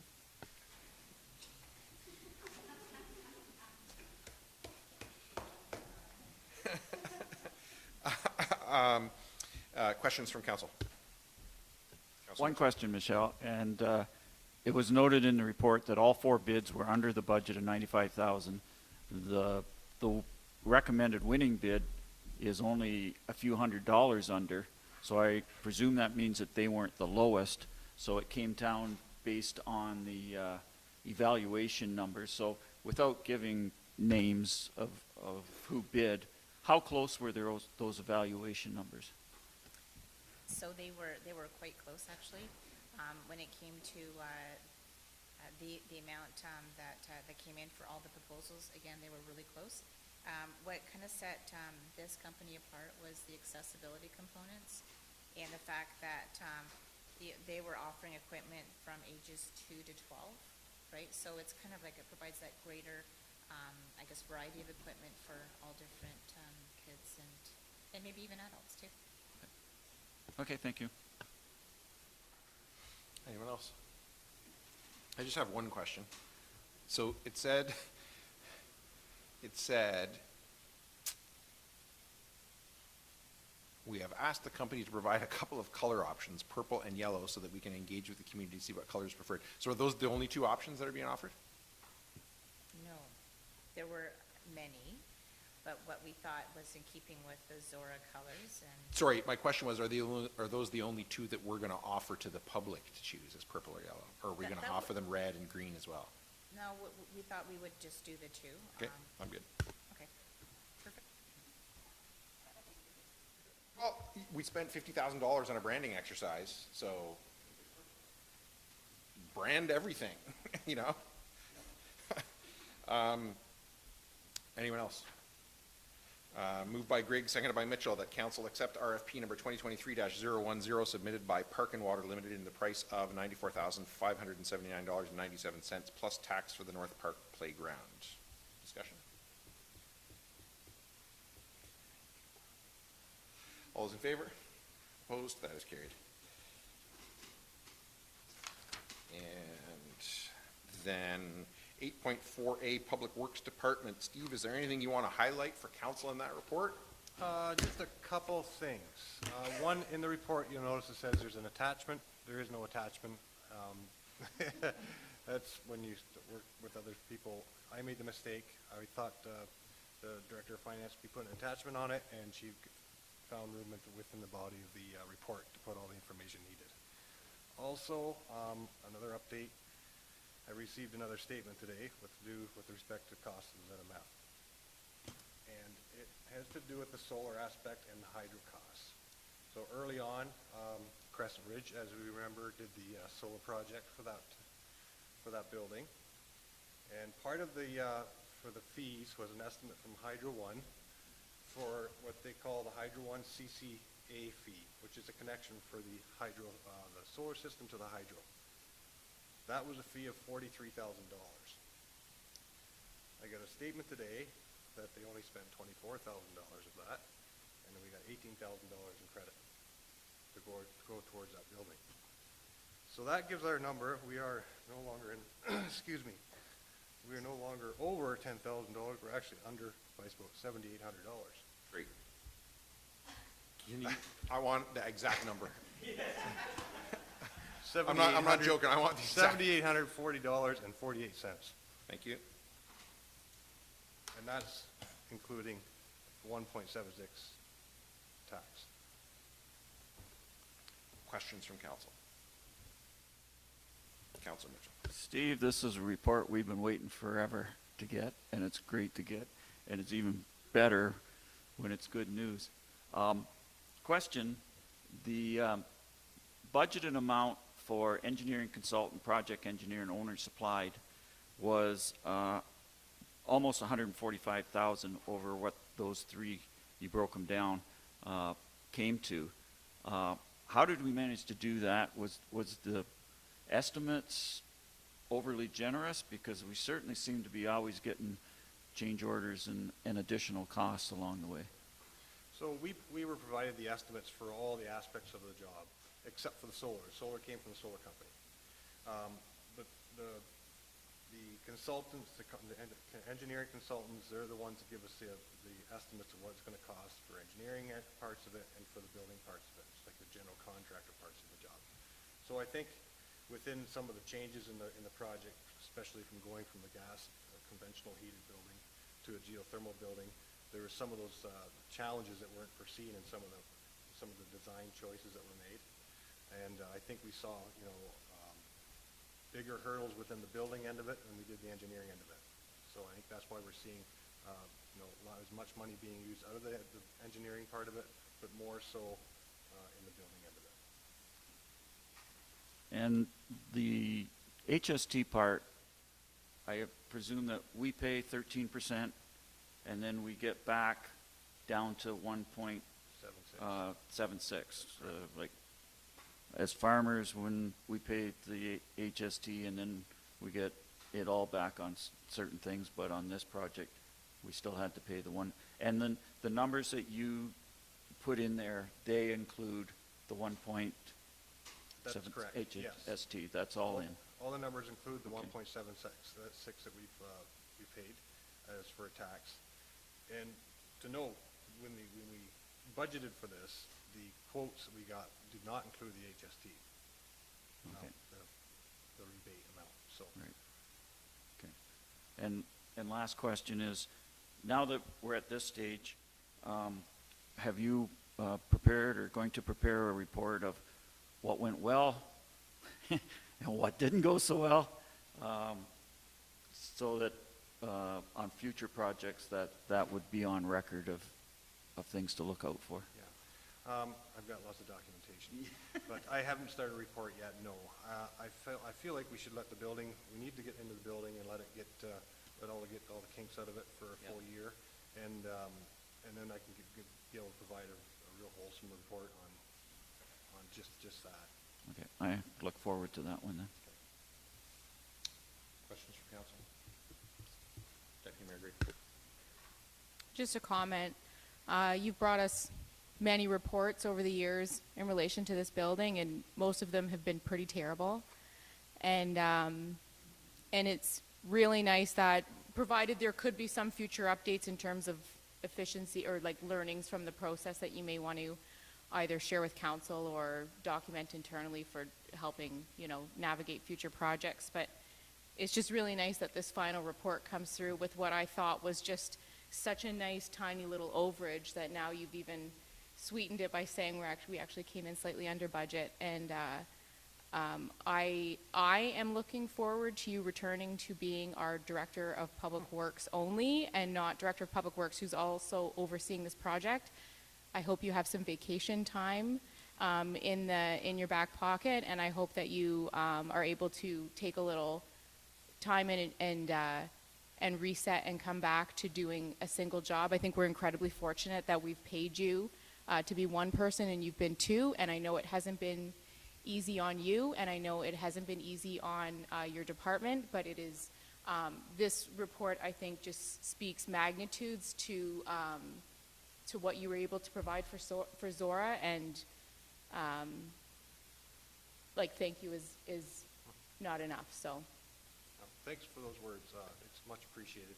And you hit the nail on the head. Like, I related heavily on staff too. So like Derek Collins put hundreds of hours into this. He was right next door, and I called on him a lot. So huge asset.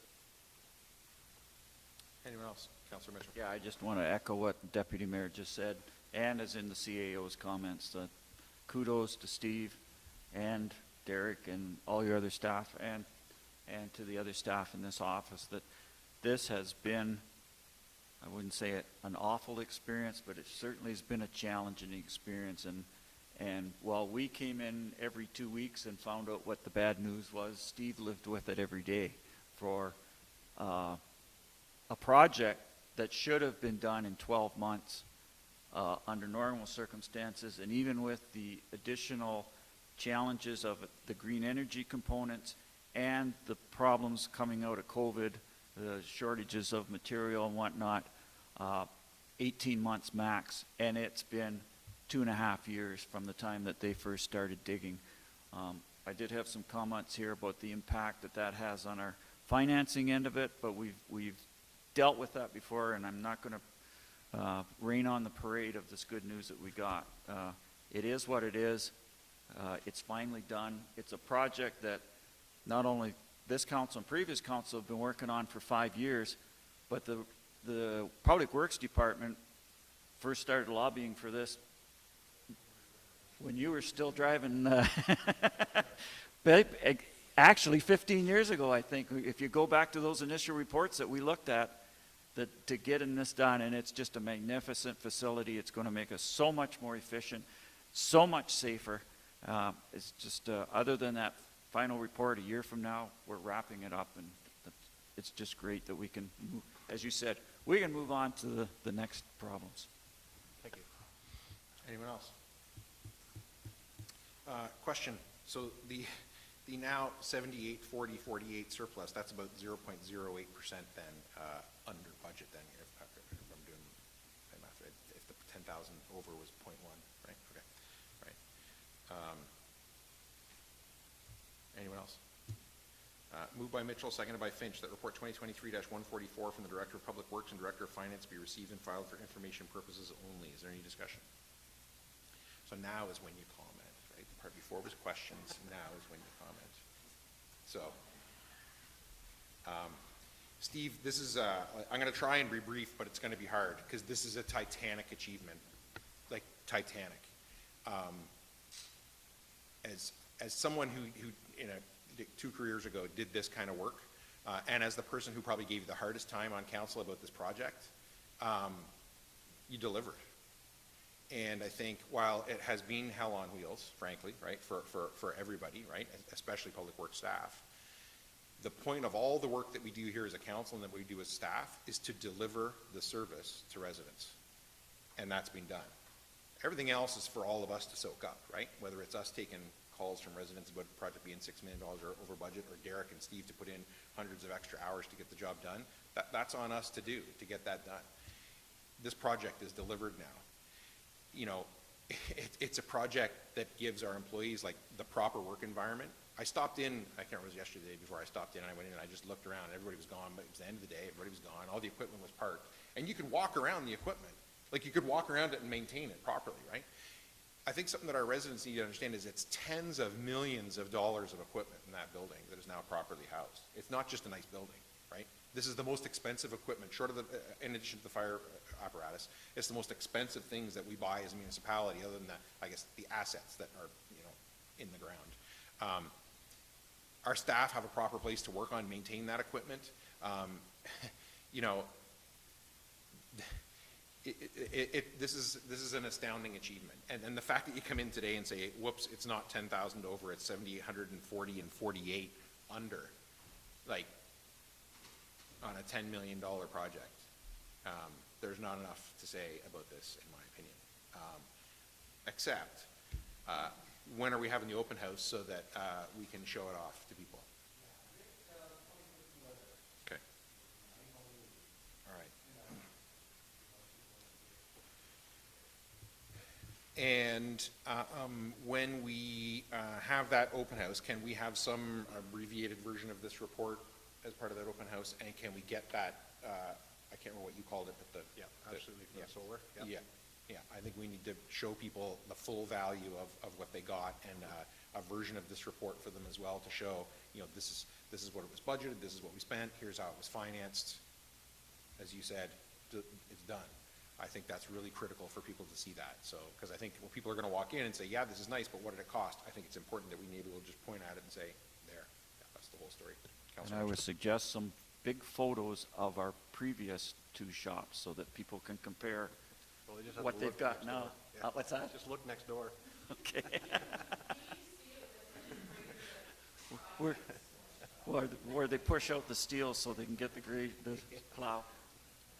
But I think, yeah, I'll have more to say the day of the open house when there's residents there, and I can't wait to talk to residents about this report. But, you know, I think the other thing I would say to council is, while this was a challenging project for sure, it took longer than it should have, and there was a lot of difficulties.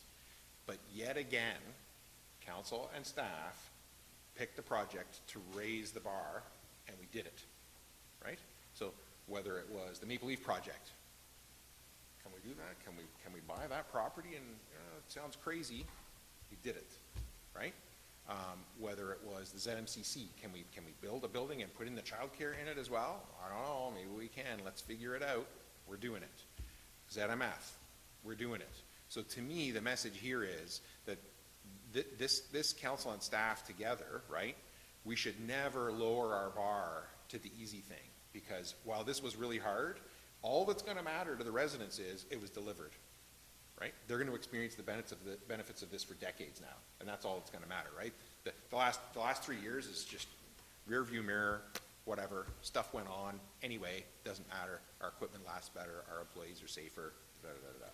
So I just would remind us all, we got to keep that in mind every time we consider these things, is to not shy away from can we deliver it or not, because the evidence to me is clear. Every time we do this, we set the bar higher than we think we can achieve, and we end up achieving it for $7,840.48 less than we budgeted. So, all those in favor? Opposed? That is carried. And Corporate Services Department 8.6A, Report 2023-150 from the Chief Administrative Officer regarding draft 2023 to 2026 strategic plan. Dawn, is there anything you want to highlight in that for council?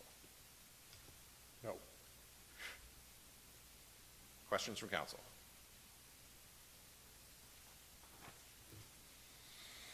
Moved by Grigg, seconded by Stewart, that council approve the attached 2023 to 2026 strategic plan. Is there any discussion? Councilor Stewart. I was just saving my comment until the proper time. No, but when I read through this and I thought back to, you know, around this time last year when we were campaigning, some others were already in. One of the things we said repeatedly was urban settlement densification to protect farmland, and it's not maybe as specific as I'd like it to be here, but I just want to make note as an additional footnote here that how important the agriculture is to our tax base, but also to all the ways we think in preserving it. So I know the one goal under a livable, healthy community was adopt policies to promote densification in our urban settlements. I just want to make sure everybody understands that reads this or is listening, that what that means is the protection of the agriculture outside of those areas. Understood. Anyone else? All those in favor? Opposed? That is carried. Just, we do need to take one picture for this, so the next day meeting, if everyone could dress appropriately, we can get a good picture.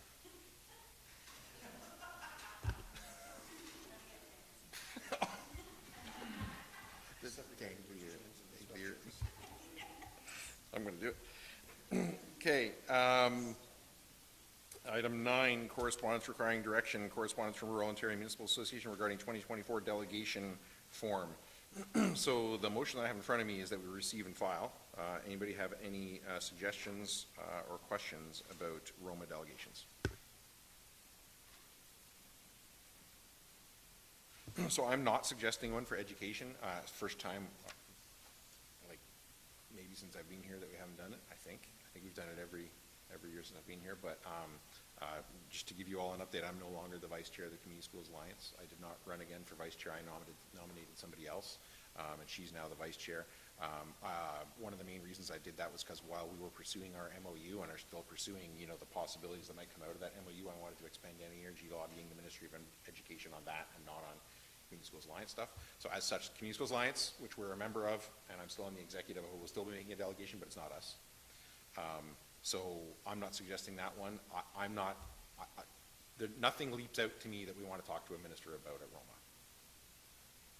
Anybody else? Moved by Grigg, seconded by Stewart, that item 9A be received and filed for information purposes only. All those in favor? Opposed? That is carried. And no boards and committees information items. I do have something here to receive and file 11A through D. Is there any questions on 11A through D? Is anybody want to pull any out separate from that? Moved by Stewart, seconded by Grigg, that items 11A through D be received and filed for information purposes only. Is there any discussion? All those in favor? Opposed? That is carried.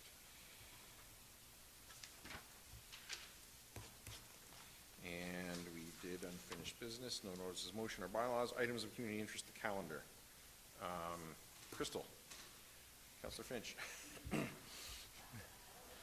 I thought you might. All right, so in November, again, we have the two theaters, the Thistle Theater in Embro. It has The Last Resort, and Westminster Church has It's a Wonderful Place. November 18th is Wing Night at the Embro Legion from 5 p.m. to 9 p.m. All are welcome. Wings, fries, and poutine. December 1st is Light Up the Museum at Beachville Museum. December 2nd is the Embro Santa Claus Parade at 6:30 p.m. starting at Matheson's Park. Sorry, the Light Up the Museum was what time on the 1st? 6:30. Thank you. So December 2nd, the Santa Claus Parade in Embro, starting at Matheson Park, ending at the community center with a meet and greet with Santa and baked goods and hot chocolate. Sorry, when was that? December 2nd at 6:30. And local mail carriers will be collecting Santa letters that night as well. And then December 10th is the Embro Legion breakfast again. What time's the Legion? Breakfast, 9 a.m. to 1. Thank you.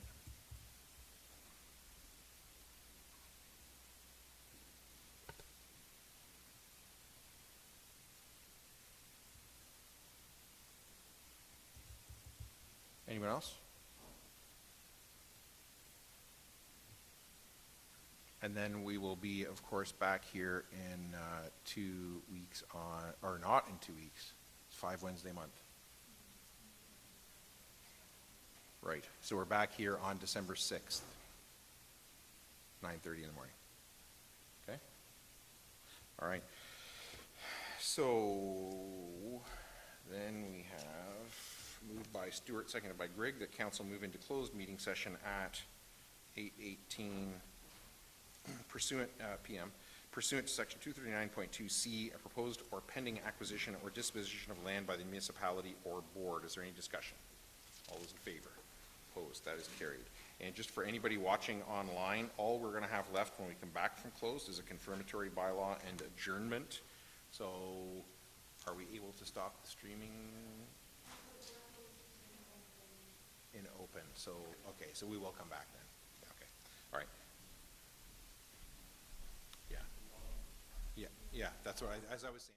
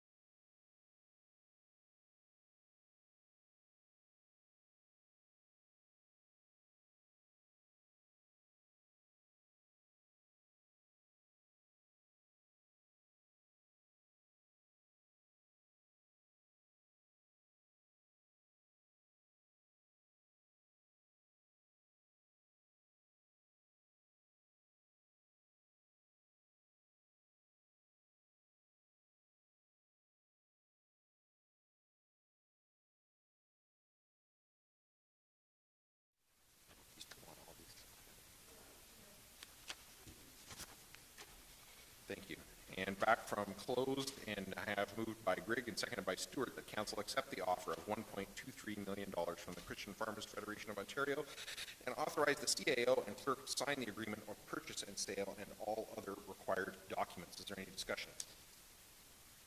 All those in favor? Opposed? That is carried. Yeah.